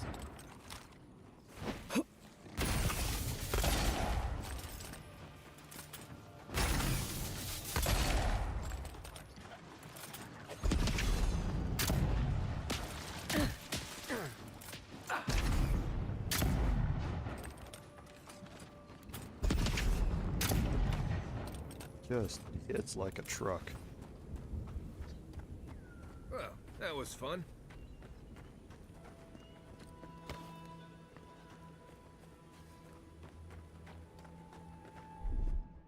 Do a little exploration here along the way.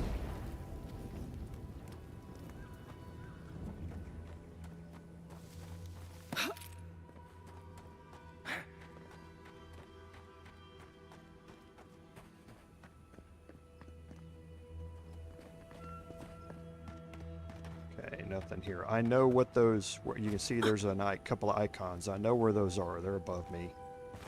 We're going to be going around there here in a second, and we're going to be doing that by going up around this way.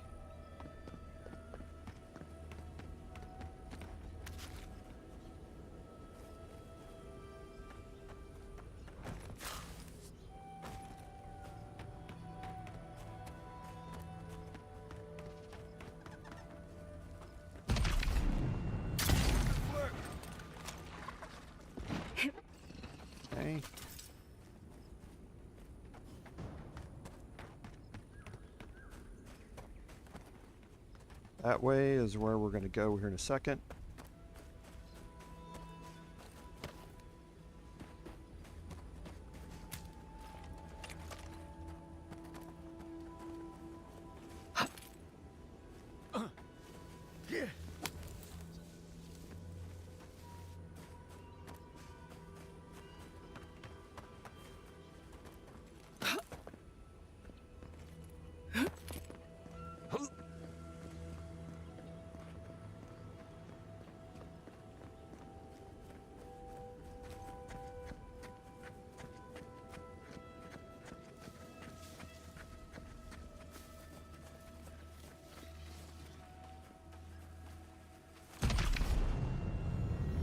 How'd you do that?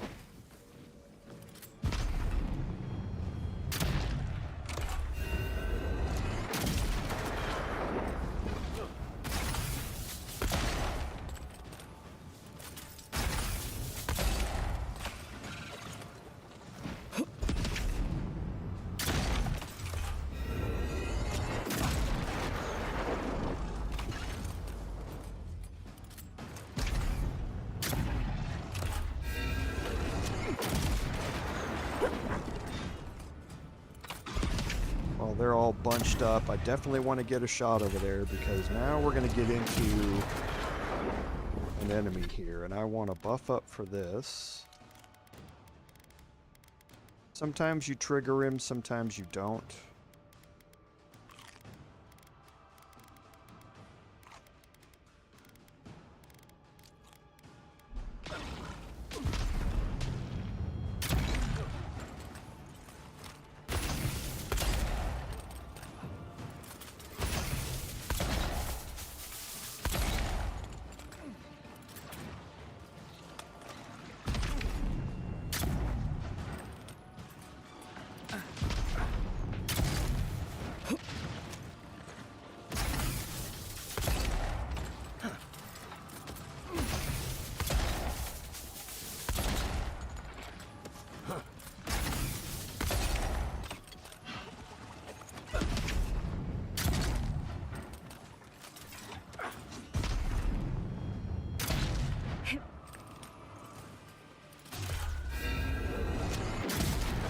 Look at that damage.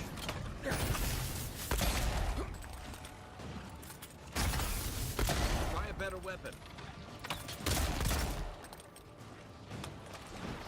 Doesn't stop me.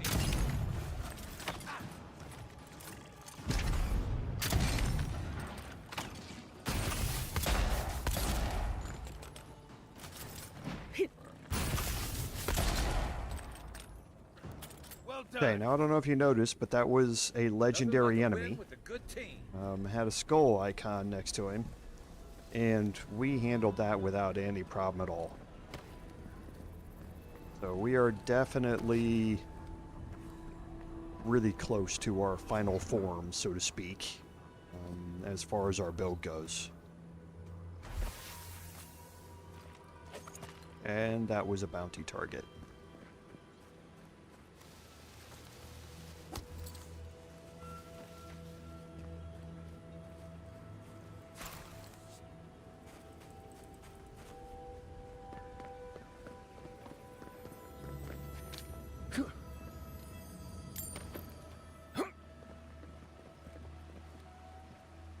Okay, that chest is actually below us, and it's in the water. And we're definitely not going down there to do that. Those bodies, there's one there. Trying to think if there's an easy way down there. I don't think we need to do those yet. That's dead bodies that fell off here. We'll go get those on the after we've unpoisoned the water.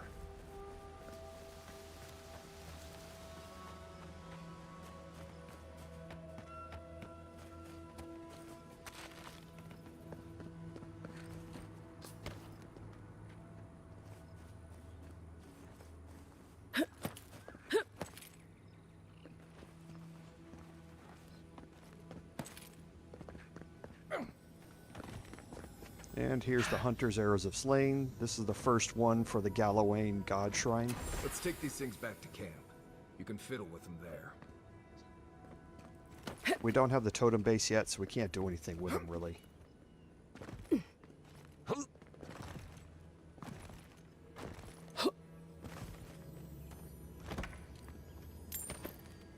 Definitely want to break down that exceptional bow and the exceptional arquebus for crafting materials, because this gets us petrified wood branches.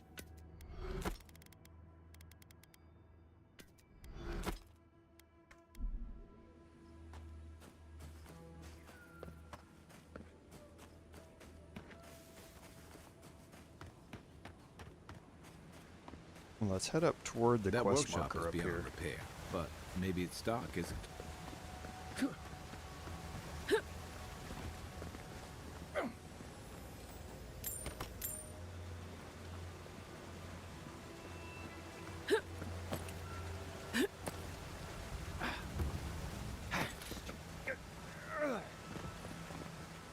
Okay, and here's the Ekidan workshop. Something lurks here. And that something is right there.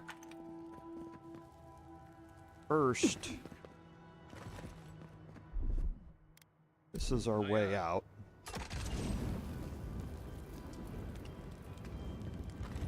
Drop down and head out through there. But in here is a unique chest, and this is why you want to upgrade a weapon first. You get the magic mistall here. Now we're going to change this out off of fair play. So the magic mistall power attacks deal very high stun. We're always power attacking, so this is just one more way to get us that stun damage attack all of the time. Bullets seek and target enemies. This will never miss.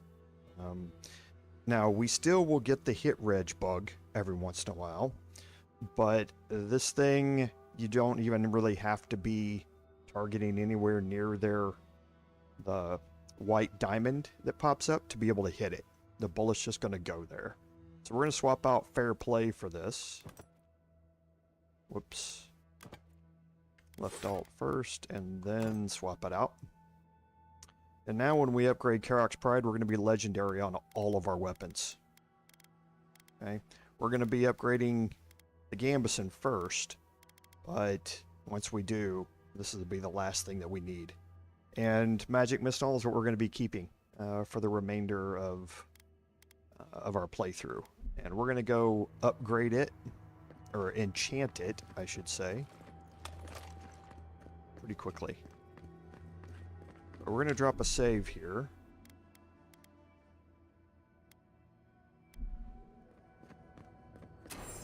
The pressure. Heavy. Dark. Like the bottom of the sea. This is a Megfolk. It's damaged, but it's not dead yet. A rat scrabbling in the dust, crawling back to the same ruined trash heap. No, we know this voice, this presence, sneering at us through our prison bars. I culled your rot from this land before. I will do it again. I am Wodika, the Oathbinder, goddess of order, vengeance, and law.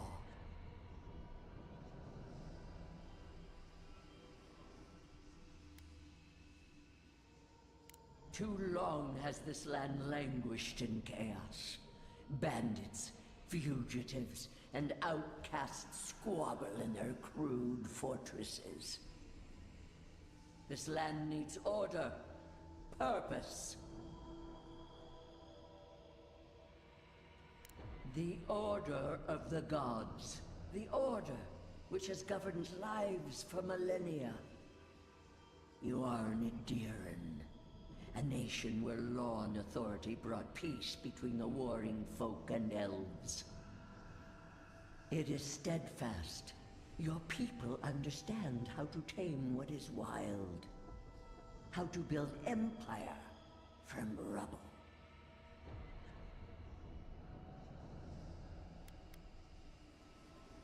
Yes, and that should concern you. See the destruction at your feet. No. This was no happenstance. The groaning of the earth, or the lapping tide. Stop it! Stop her! Silence her! She feeds you poisoned fruit! Do you think this place was always so gray, with its barren slopes and acid sea?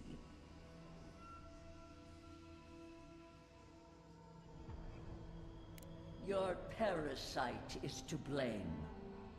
It has destroyed this place before. These hills were once lush, and the people. She lies. Falsehoods like fangs. She was not there. She did not see. Why else would the usurper so quickly deny its deeds? Is it a plea of innocence, or admission of its guilt?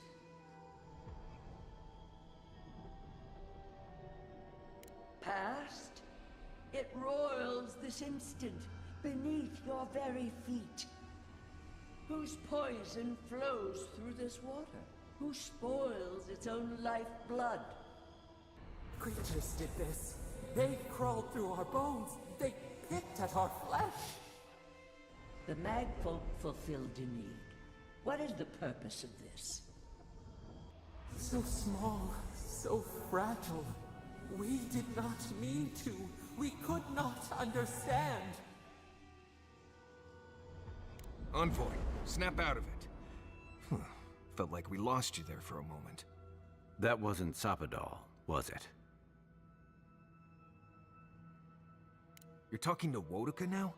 When did that happen? She's right about that much. All the more reason we need to find the garden. Don't take this the wrong way, but I think it's possible the Oathbinder knows something we mortals don't.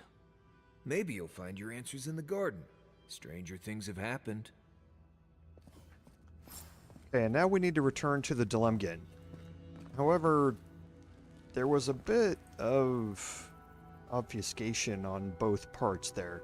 We learned that Sapadal is probably responsible for the destruction that has happened here. By having the volcano erupt and scorching this entire land. However, the poisoning of the water was actually being done by Wodika through the Megfolk, and we're gonna find that out when we head out here. Okay, you fall down. Crouch and you make your Water way looks out clear here. now. And you can see the water's now clear. Okay, so the Megfolk corpse there is what was poisoning the water. So at least Sapadal's not taking the blame for that. In reality, that was obviously something else. It was not her. So we're going to now do some exploration here, and I need to put on the Statue of Lament.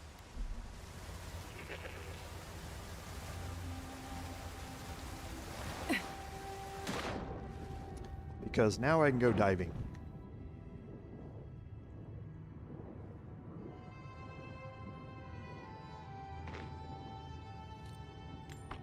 And there's some very valuable crafting materials.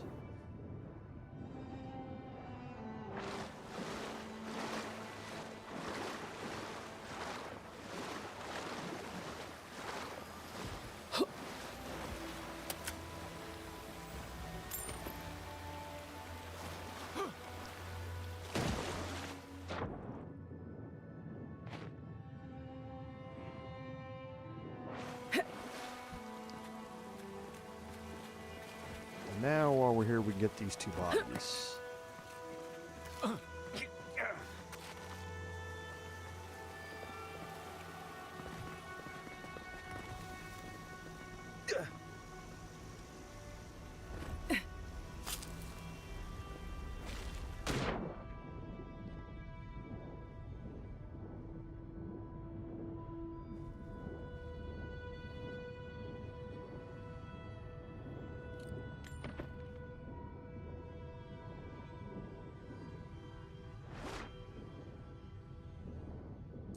And we're not going to go too far down here. I just want to get the underwater exploration here done, and I think that's it. It is. We're going to be coming back this way here in a second, as soon as we talk to the Delengen.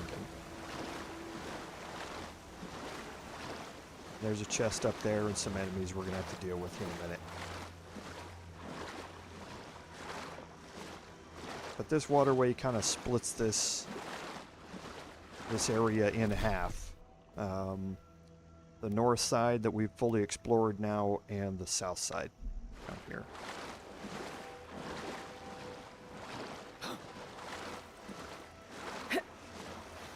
So before we talk to the Delengen, now we can fully walk around out here without worrying about poison.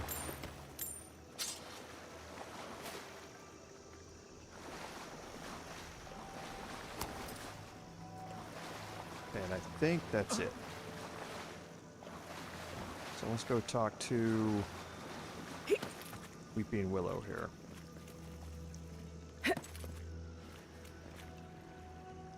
You have restored the waters. I was right to trust you. Truly, the spirit of the land lives in you. A seed carried in the wind. Carried where? We feel the tranquility of this place, but whose roots drink its waters? I release these kith to return to their burrows. May they leave this enclave in peace. Clear the tangle of growth choking the Ancient One's waterways, and the kith may gather it freely. So long as they leave this sanctuary free of their influence, so that new life may take root. You can't be serious. You expect us to walk away from the best source of fresh water in the Tusks? If the godlike clears the old growth from the waterways, then a portion will flow out. You may gather it where the waterway ends, away from here. Okay, so there are two ways this can play out. You can either have them leave this area in peace over here and just collect water from the end of the aqueduct, or you can let the Pargrunen develop this entire area and take more water out of it and route it different ways. The only real effect this has is whether or not you have to fight Weeping Willow.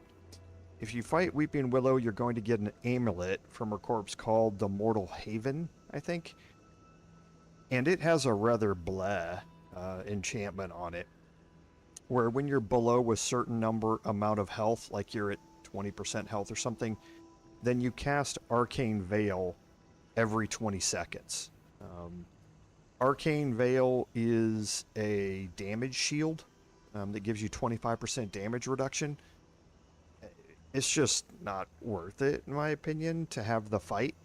I think from a role-playing perspective, it's better if I kind of let Weeping Willow have this area and let the Pargrunans still get water out of the Aqueduct. I think it's the best of both worlds. Neither one of them gets exactly what they want, but it gets something for both. No. They are an invasive species. Their presence is a disruption.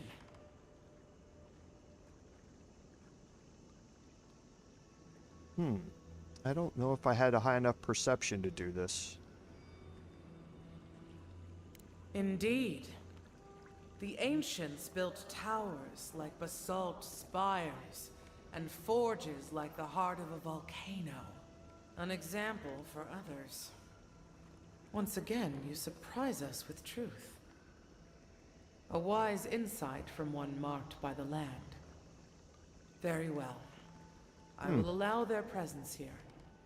May the Tusks flourish in their shadow. I did not know that was possible to convince them. Anyway, so learn something new every time. I'm going to speak with Reluka here as soon as she stops walking. She normally wants to speak with you in private. That's why when you tell her that you want to, she's going to want us to try and kill Weeping Willow. I can't believe it. You actually got through to that talking tree. You're right. Kostya's the diplomat. This is probably why I get expedition duty in the first place. But you're right. We have to put any grudges behind us to keep the peace. All that remains is to clear out the aqueduct. Then we'll at least be able to send water back while we commence building and repairs. I hate to ask more of you, but if you could do that one last thing, we can handle the rest. So, I guess before you go into it, you still don't get the Mortal Haven amulet, but like I say, I don't think you really need it.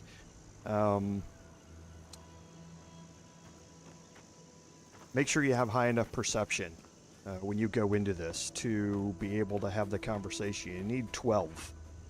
Remember, you can get +6 from Charming Libation. Coming in hot.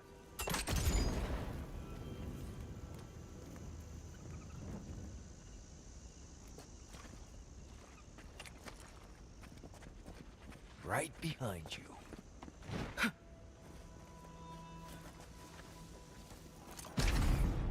Another one down.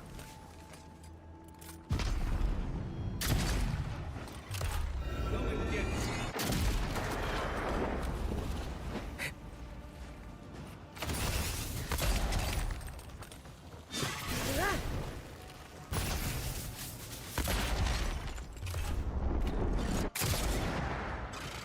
Just so much stun.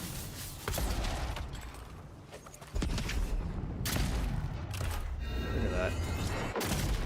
One shot puts him in stun. Glad that's over. It's so good.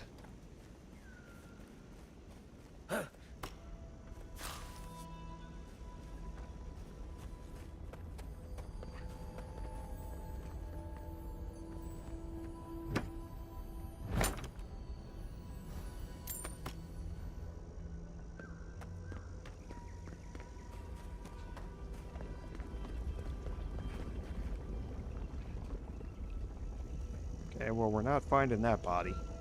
If it is down there.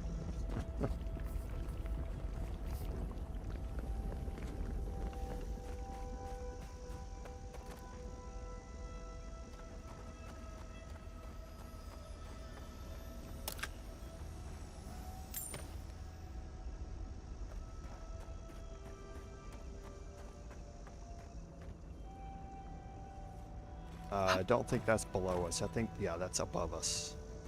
So now here's that waterway that we were exploring a little bit earlier.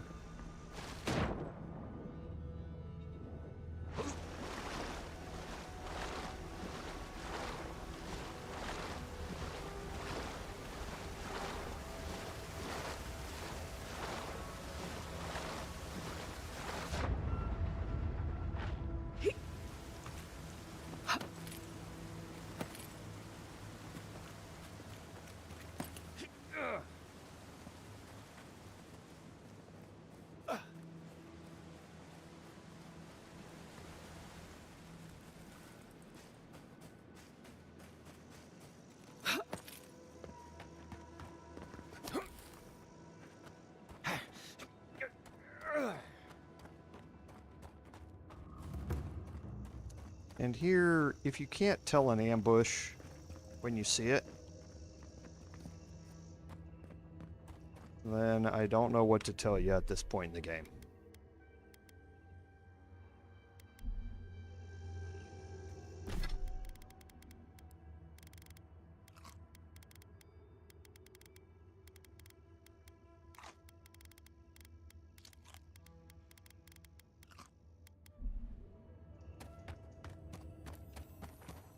Here we go!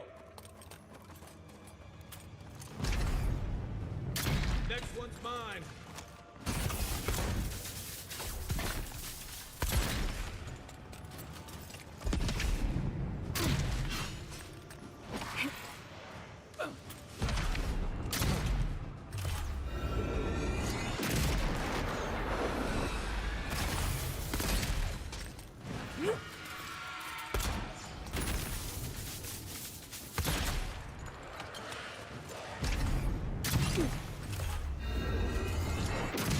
The Wraith is the one that you want to focus on.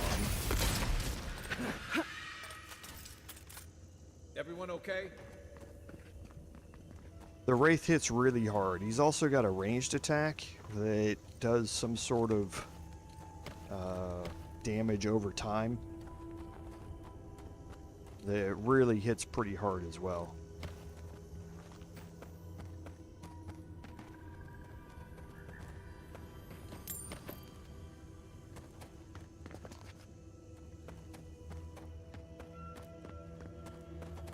And I do think that the Magic Missile, if you look at it, especially when you're running, I think it's got a really cool look to it. But it is also legendary, so it's the highest upgrade tier on it.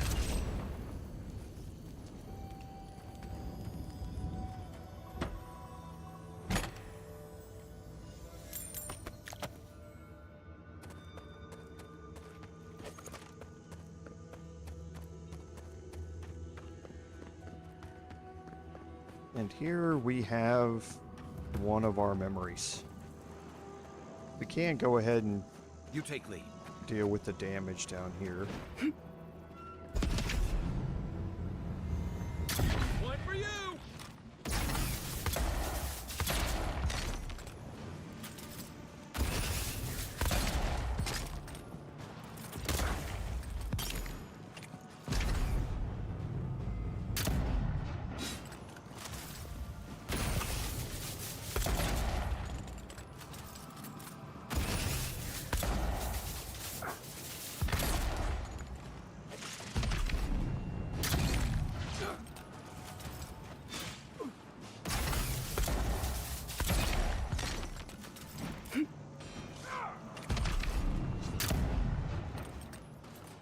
That was almost full damage at 3k.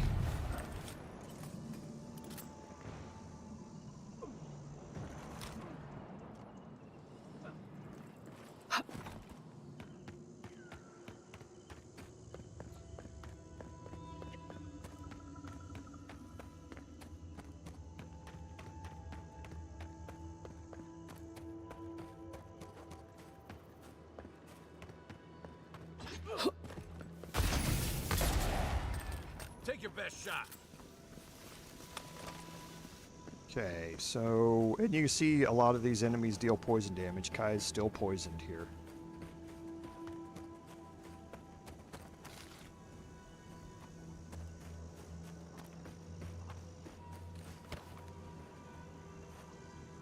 And I need to head back up there. I just couldn't see that enemy from up there. Needed to come down and help Kai out.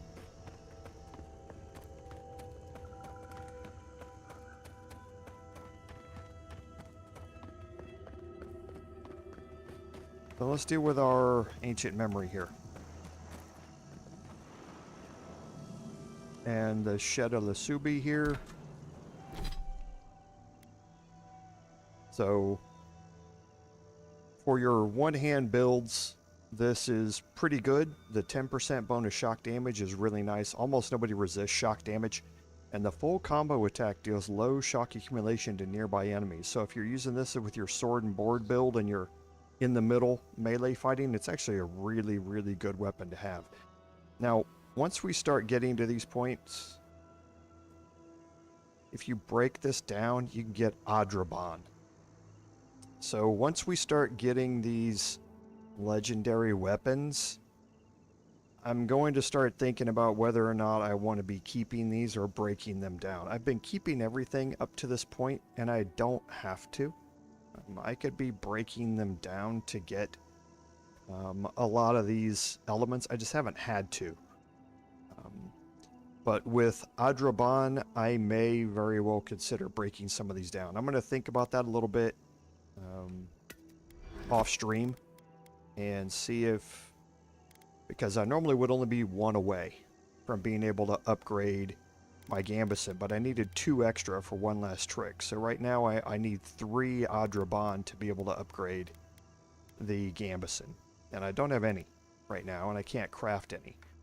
So I'm going to be seriously thinking about that here in a little bit. We have been here before. Do you feel the old roots twisting in the loam?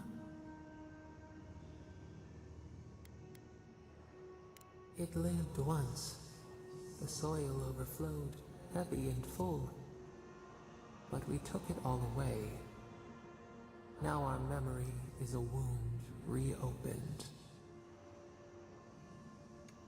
You are Maru, a Jabaru Sinakis. You stand on the shoulders of all who spoke for us before. You are young in your role, newly minted from your trials in Birdborn. You tempered your body and spirit in our image. Tell us, Maru, how did you perform? All of your life had led to this.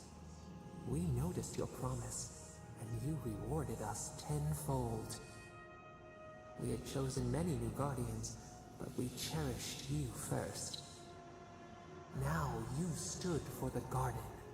Your destiny awaited you. The leader sent you to the temple of Galawain's Tusks. An oasis bloomed from the Adra, and our children built a city there. Tell us, Maru, how did you find life in your new home? Meaning, a sapling thriving in its native soil. Why?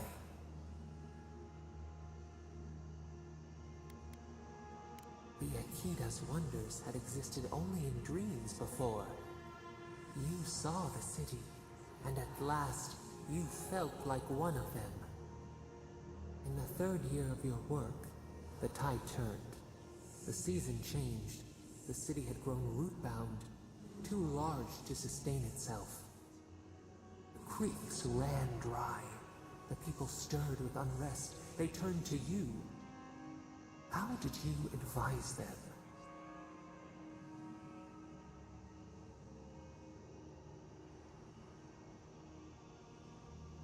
They sustained each other for a time, but the crops withered, hunger gnawed, until one day, relief. The builders found a clear spring carved into the mountainside. They dreamed of an aqueduct, a river of their own design. Its veins would split the trees, a winding wound across our back. You could speak with us. Why did you not consult us first?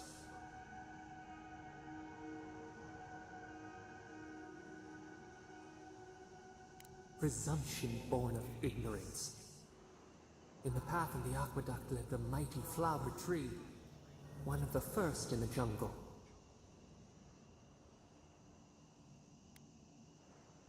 A haven to commune with us. Its leaves spread wide, a challenge to the foreman's authority. He raised his axe. You leaped forward. The axe cleaved into your arm. It would survive, but your blood drenched the dirt. Why did you intervene?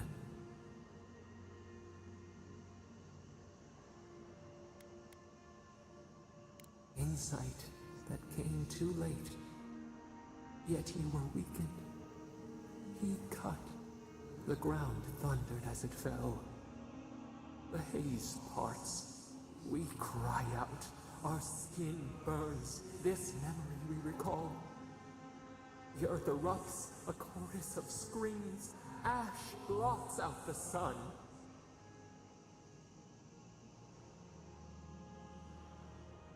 The call of winter. The wages of their foreman's pride.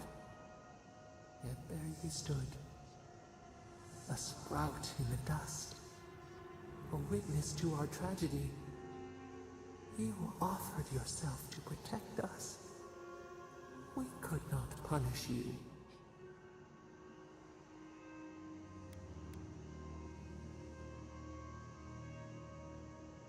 Because we chose you. And to the whole, we should like that to be our way. Years passed. The Ekidan returned. As they rebuilt their walls, they left us offerings, wary of their ancestors' mistake. We welcomed their bounty, but the scars never healed. We too had learned. We twine together. We reach for the sky. We grow. We grow. We grow.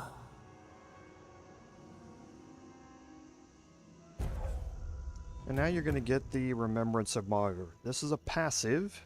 It increases your attack damage by 10%. Just a straight bonus to your damage.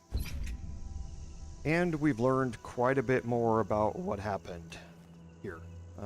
They were building the aqueduct. The route was going to lead them past one of the first trees in the forest here. They tried to cut it down. Sapadal objected to that and caused the volcano to erupt. And that's what led us to where we are right now.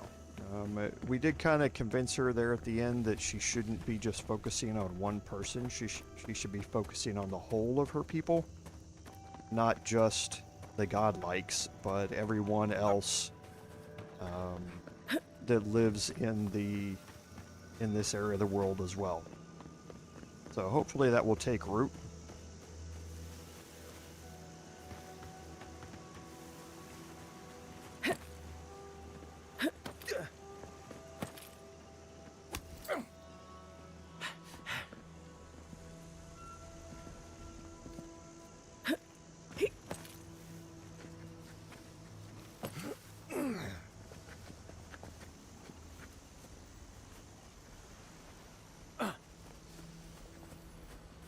Right behind you. Okay, so we're going to take this one here, and then we do have some ash blights, and we're going to get a big one that's going to pop up here in a second as well.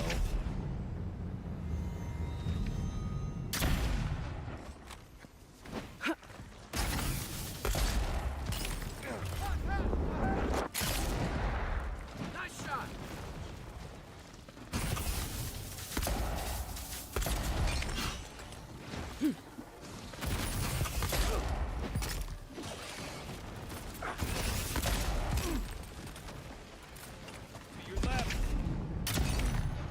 Fire! And there it is.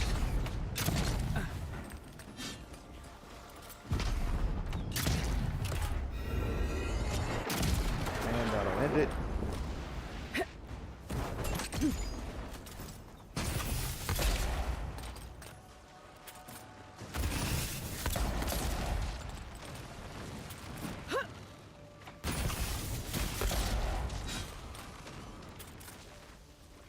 Okay. Everybody all right?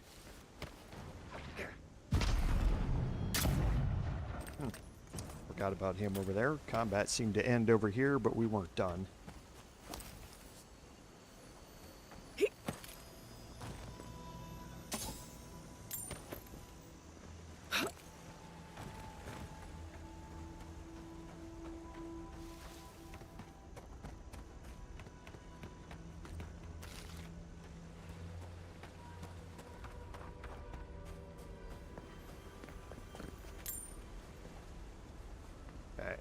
So we're going to do a little more exploring here.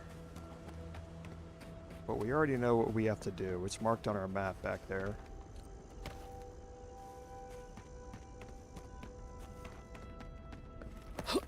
And here is our way to get up on top of the aqueduct. Okay, and that will lead you all the way down. Now, while we're here, you can see our quest marker.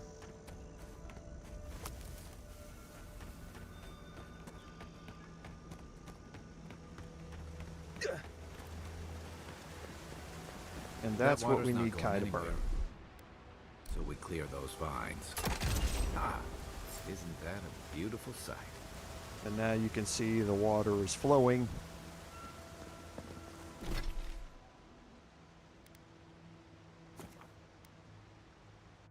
We can head back and talk.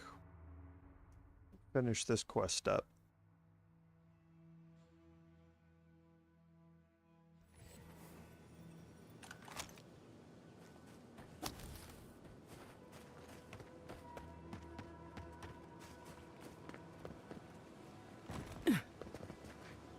We'll wait here until you've taken care of everything. Gabral would be downright insufferable if I went back to them empty-handed. Thank you. If there's one thing we need to survive out here, it's fresh water. You've given us a fighting chance. Okay, and that's going to get us 11,000 XP. Don't think there's anything else from Weeping Willow. For No. restoring this land, godlike. So let's go back where we were. And let's travel.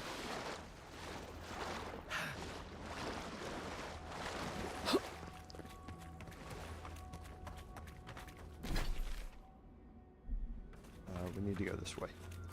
And let's travel over to, or travel the Aqueduct. Make our way back into the lower area.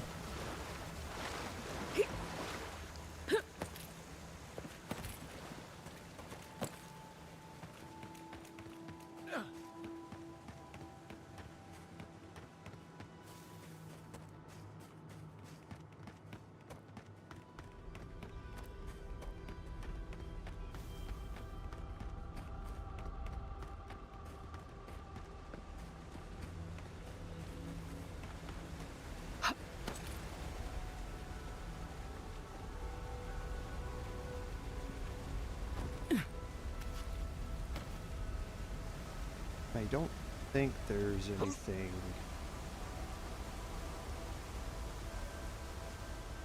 down here. Yeah, there's not.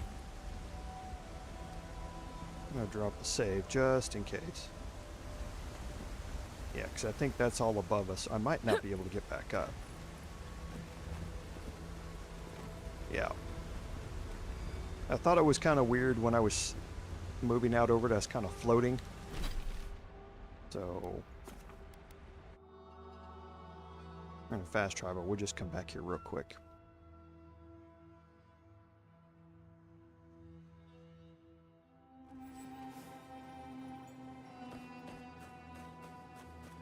Oh, I'm leveled up. I did. So we're going to take our last point in staggering shot. So now all of our power attacks are dealing plus 90% stun, which is 20% more stun. It's kind of crazy where we're at. And we can look at what we want to do with future level ups at this point. We have some other things that we can invest in. Perfect blocks, I never use. Dodging, I'm doing a lot now, so we can reduce the stamina cost of it, but it's not really been a big deal because we only dodge every 10 seconds. Scavenger, for getting upgrade materials would cost us 25% less, which is nice. We're kind of at the point now where it's going to be more useful for getting that legendary tier of stuff. So we can focus on this for the next two. None of the Shadowing Beyond is okay. It's more of an escape route though. And we don't tend to use that. Power slides are worthless in my opinion. The Bear Ally is nice, but not anything that we can't overcome right now. Flurry of Blows is for increasing your attack speed pretty severely. It does a lot. It's a big a big attack speed boost. It only lasts for 10 seconds though. And then you can get lifesteal on those. It's better at this time if you start looking at other things like putting that last point into toughness. Depending upon what type of armor you're wearing, you may want to be investing in Armored Grace or some of the other fighter perks in here. So there's nothing that deals with ranged weapons in here. It's all for melee weapons and that sort of stuff. But there are a few things like Retribution can be really nice. But for the most part, it's kind of a whatever you want to do to customize things from here on out. We've gotten our build to where we want it to be as far as our skills go.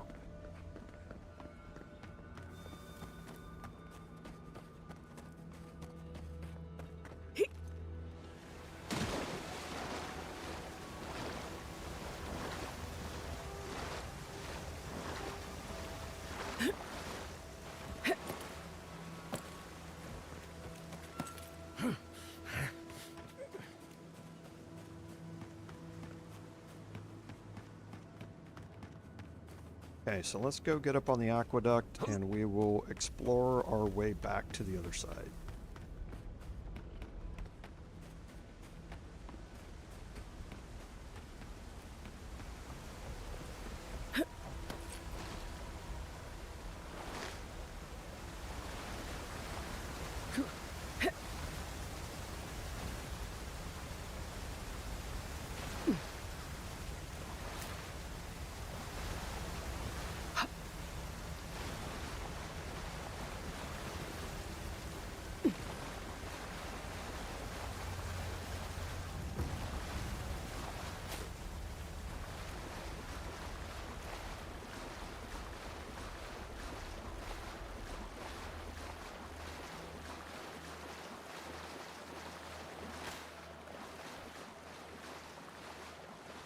And don't forget this chest down here at the very end.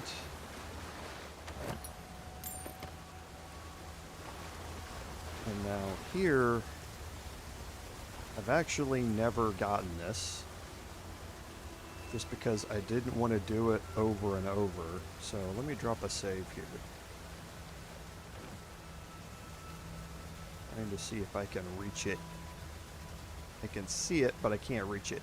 I think you have to grab this on the way down. which is actually pretty impressive. Because I see it, it's right there below me.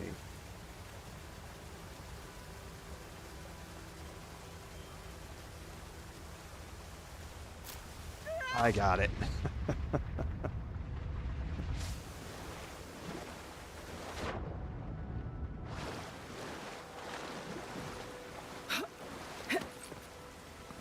Yep, I got it.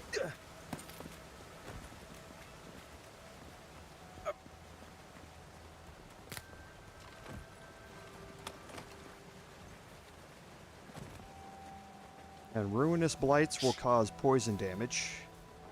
And there's 2 of them here, I believe. Remind me not to spook you.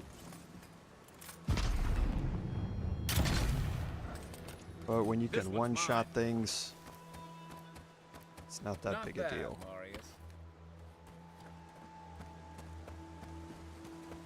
And yeah, as far as that one goes right there, I still don't know how to get that. Take the grog here, it's very useful. I have looked around this thing a little bit. I'm not going to spend all day looking at it more, but I don't think I can get up here. Yeah. So I'm not going to be able to get up there. That's way too far a jump to make. Can't make that. I don't know if I can jump from there, maybe land on there and then jump from there and try and grab that in midair. We're getting to a point where we're getting a little bit stupid with the parkour though. if that's what we're supposed to do.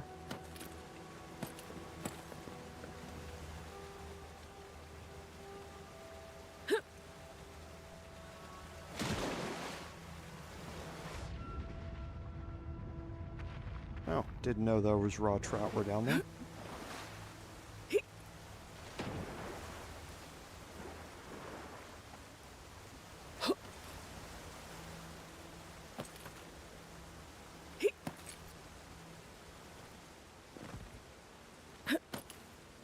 Yeah, I mean, this is a little crazy. Because we're definitely going to take fall damage out of this.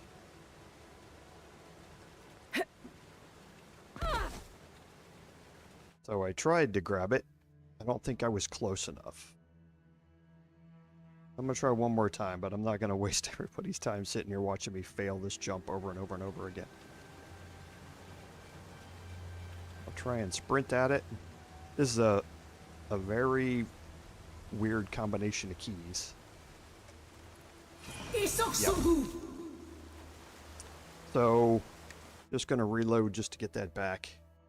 You have to press W, then with my pinky hold down the sprint key, and then jump with the space bar, and then hit the E key with my index finger. So,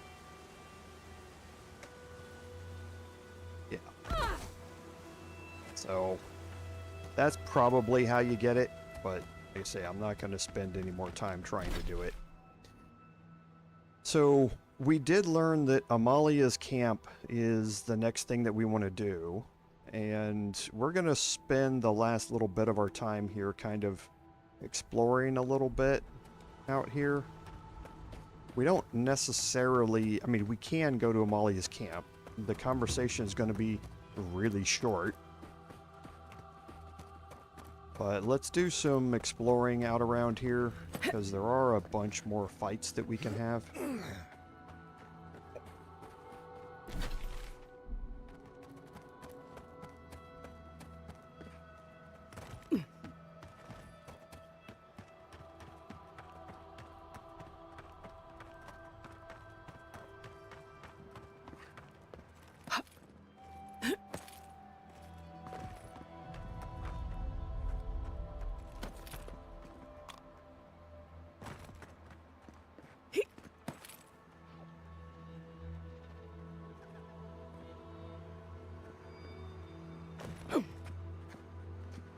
Right behind you.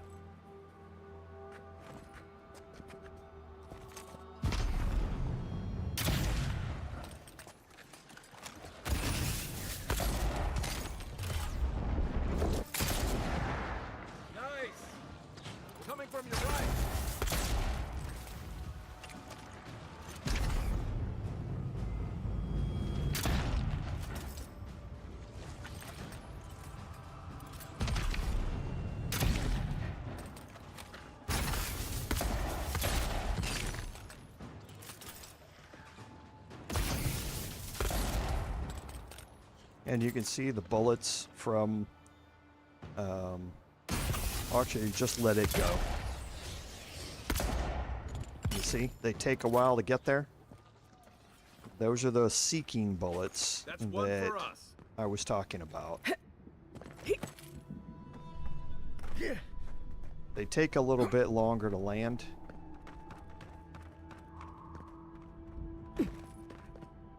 Because they're actively seeking out the target. And then if your target dies while the bullet's still en route, it will actively seek out a different target, which is really nice.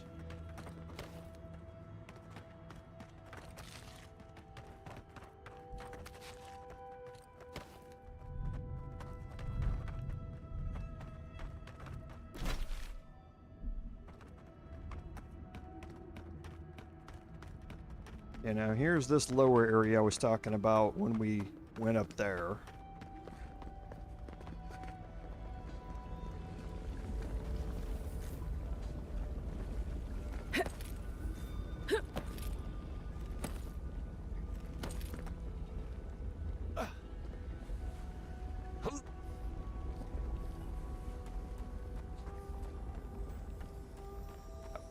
Backpacks here.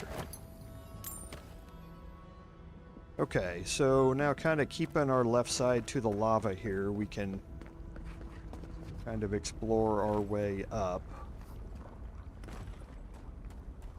toward the north.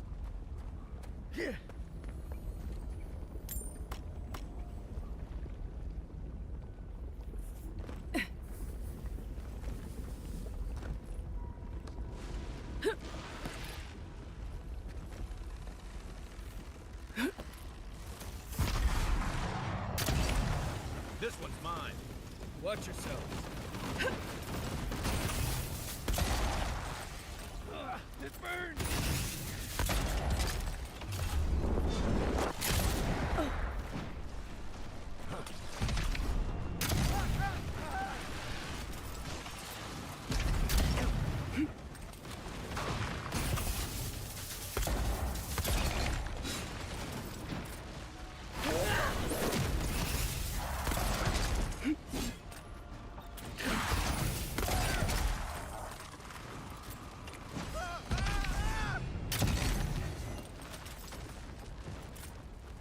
That fight worked out well.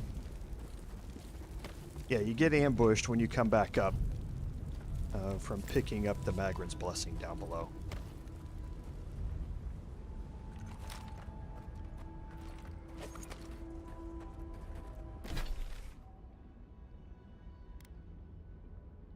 Okay, and we're not going to go too far. The Outcast Tower camp and the Outcast Cave camp are two of Amalia's camps, and we don't want to get too close to them. They're part of Amalia's quest, and there are ways to approach them. We can try and get up here, though, because we want to do Amalia's quest a certain way, and that way involves a lot of stealth.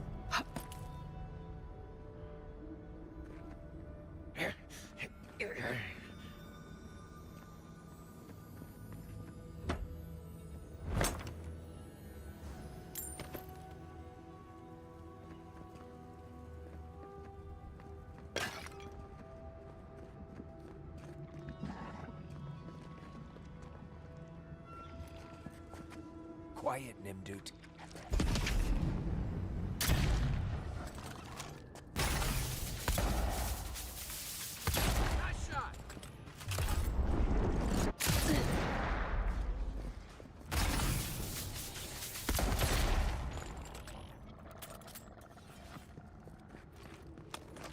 We got them all.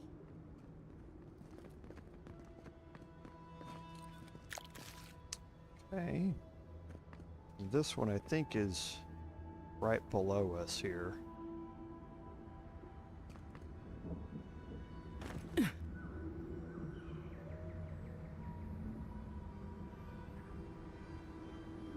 Or is it?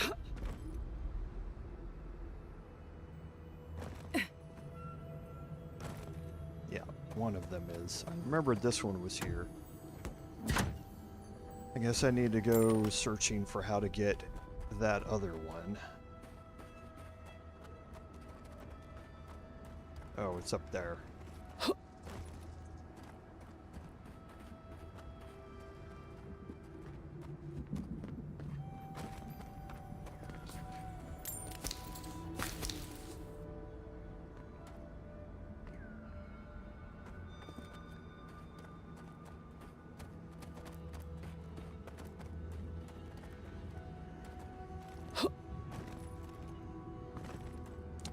Don't think I can get up there. I think you have to fall down onto this one. Let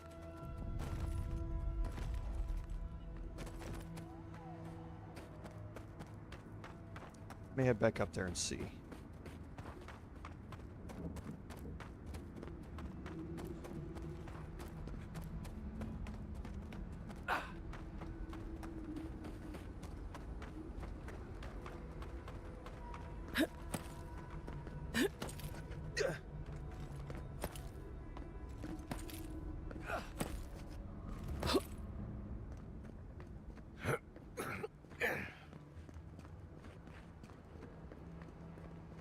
Because it's over there, I think.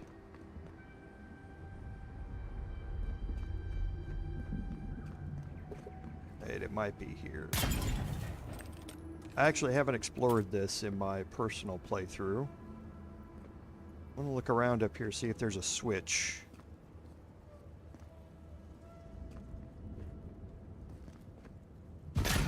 Or something like that in here.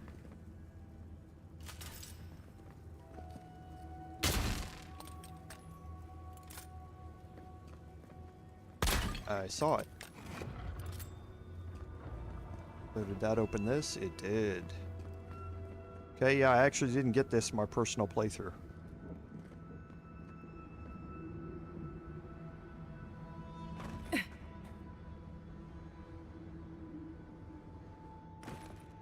It's a unique chest. I don't want to open that because I don't know what's in it.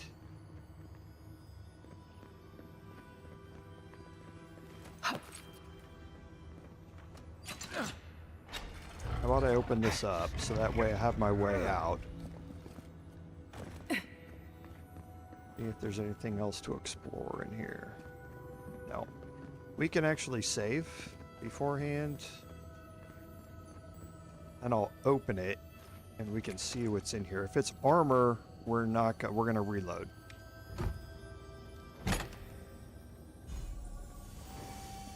Okay, so we actually got legendary for Time's Tarnish.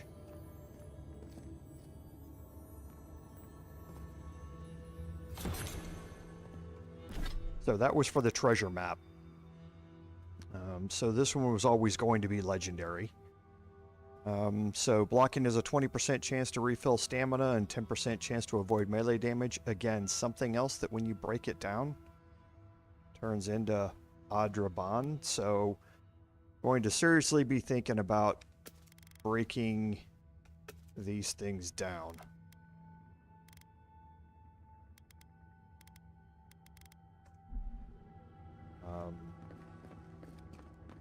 As we go through this, just so I can get the Gambeson upgraded as quickly as possible. But there is the Outcast Tower camp, and like I say, we don't want to go much farther north towards that. Very similar to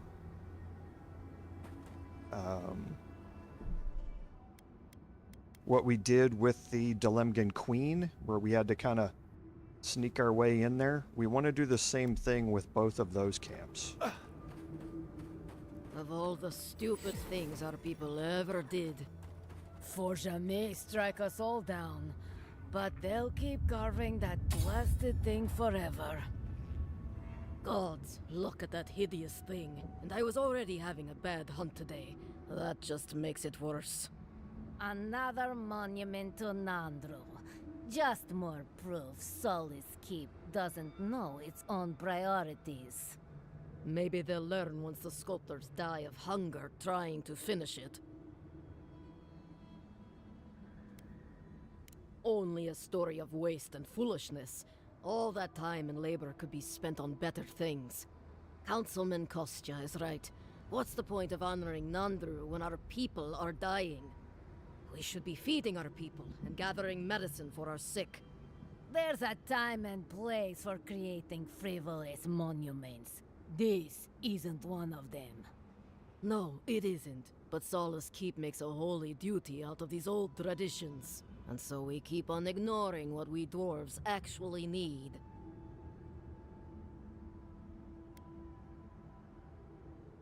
The best of Solace Keep is its people.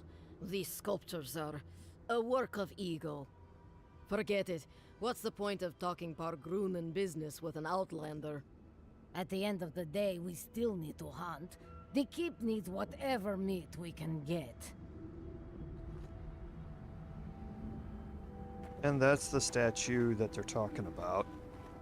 And if you look at it, you can see that, like we've heard before, Nandru was a godlike. So that begs a few questions. Specifically, are the Pargrunen former Ekidan? And it seems like it is. Look right. Put it down. Put it down.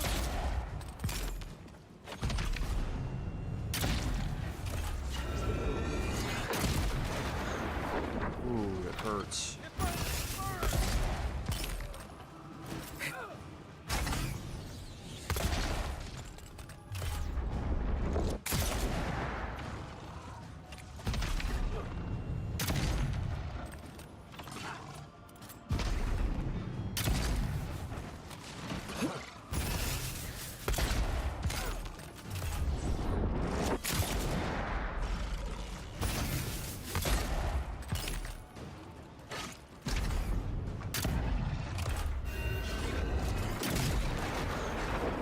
$5,609 damage. Not bad, Marius. The game maxes out at 9,999 damage on a single hit. We are up over 2,600, almost 3,000 with a regular hit. When we throw in a critical, we're up around, or we're at that 5,600 that we're seeing now. So yeah, it's pretty impressive. And a lockbox, I'm gonna save this. I think this is just Adra. Oh no, the ring, I forgot about the ring. So the ring of major deflection here is plus 5% damage reduction. It's just a straight damage reduction. Oh, and I didn't have painter's brush on. Just a straight amount of damage reduction. Here, which is nice. I'm going to be keeping my critical hit and critical hit chance and critical hit or critical damage here instead. But being able to drop off 5% more damage reduction can be really useful. The corroded key we're going to need a little bit later.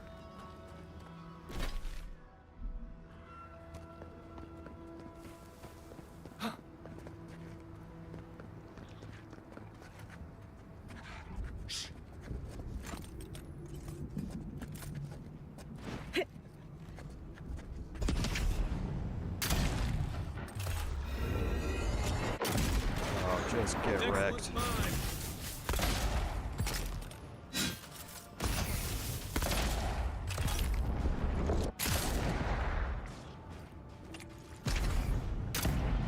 Yeah, just get wrecked. Who is that? I don't know who that is. They're to the north, so I'm gonna let them stay up there. Like I said, I don't want to be going too much farther north.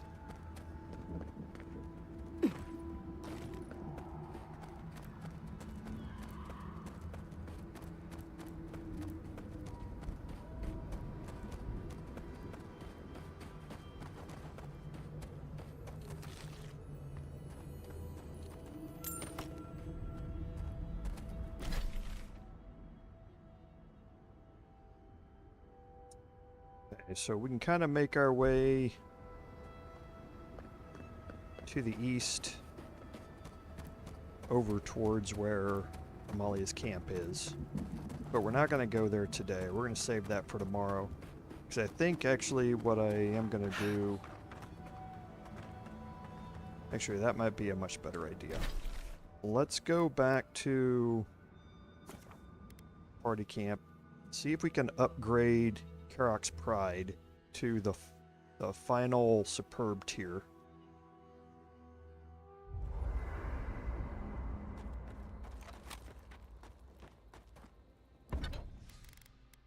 We can. So let's go ahead and get this up. It's a small damage increase, 6% or 7.5%.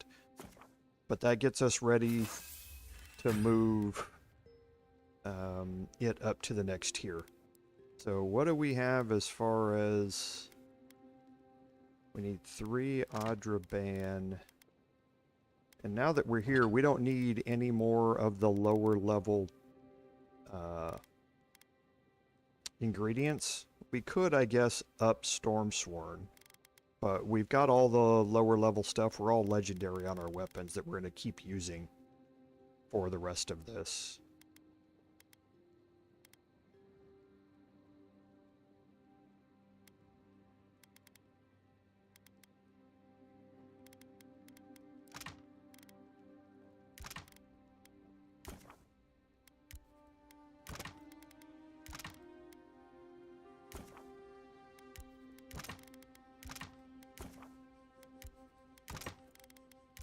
So let's take all these up to the highest tier and see if we have any other... So we're still a little bit short on being able to upgrade these to the next tiers.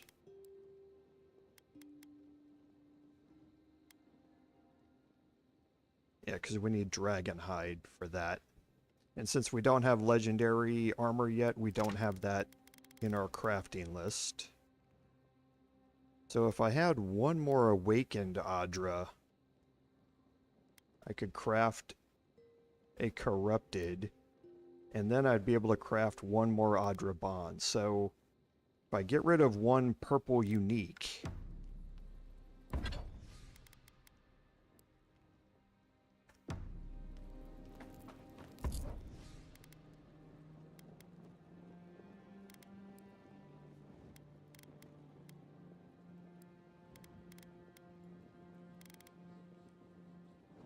oh, party stash is here. So one purple unique. That would get me an awakened Adra.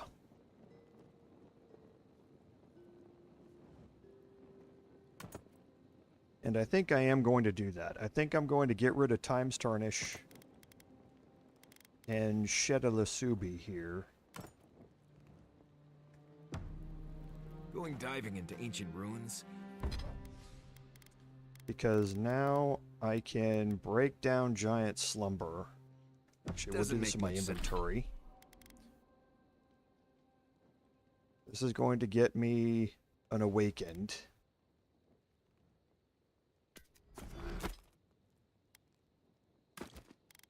Sense to me. Okay, and now if I craft, I get one corrupted. That gives me one Adraban. And then if I get rid of Time's Tarnish, gets me one more Adraban. Get rid of Shedalasubi. Oops, inventory. Gets me another one. You're going in. And now I can upgrade the Gambison. Now I can open up any chests I want and not have to worry about it. So that's exactly what I needed to get done. So good. That gets us up to our final crafting tier on everything, and now I have Dragon Hide that's available to me. And I can upgrade the Gambison right now if I want. I don't think I'm going to. I think I'm going to focus more on... Oh, I can upgrade... Oh yeah, that got me glasswood branches. I think I'm going to save that. Well, there's no real need to, though. This would get me another 5% damage. This gets me another 6% damage.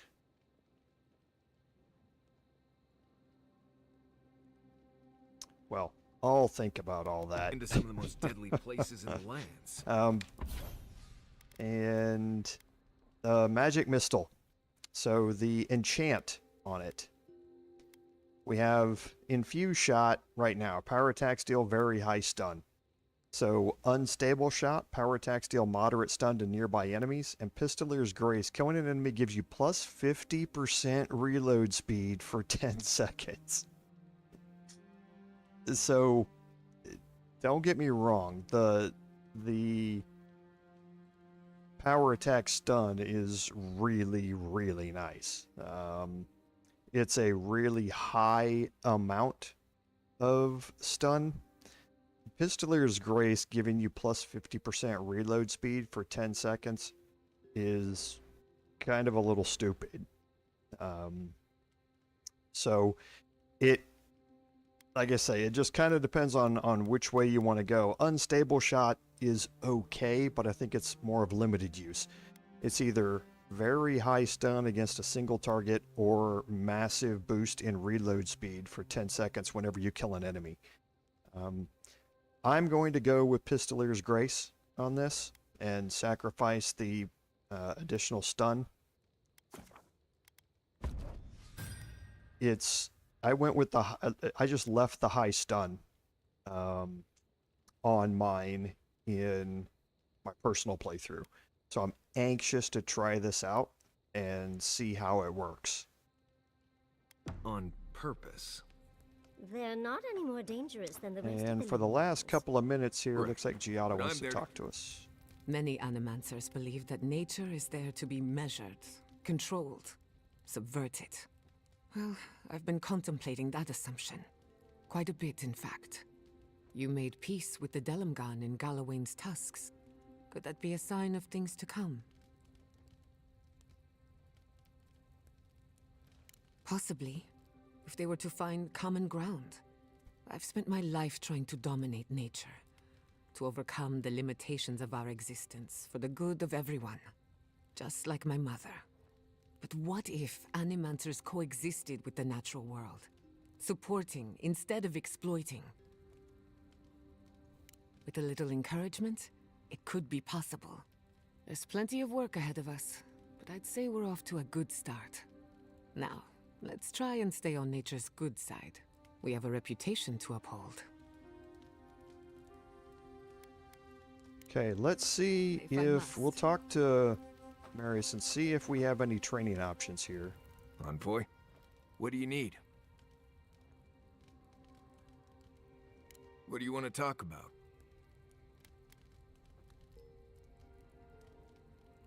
Let's see. This is weird for me to say, but if you're out in the wilds in Galawain's Tusks, you're already losing the survival battle. Stay on the roads, and keep the coast on your right so you know which way is north. Keep moving, and get to Solace as quickly as you can. They don't love outsiders there, but the Wardens won't let you starve or burn to death on their doorstep. You'll find Warden patrols along the roads from time to time. They carry extra supplies, but not much. Usually enough to get you back to Solace. They generally assume no one's out in the wilds here by accident, and the only reason for most people to be here is to go to Solace. There's more out there than I could tell you about. Best you go see it for yourself. We'll do one more. Let's see. Not sure what else to tell you. The best survivalists in the lands don't come here if they can help it. A lot of it is luck and sheer perseverance.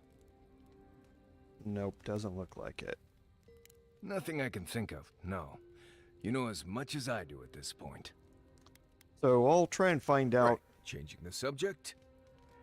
where that training thing is off stream. So we'll go ahead and drop a save here.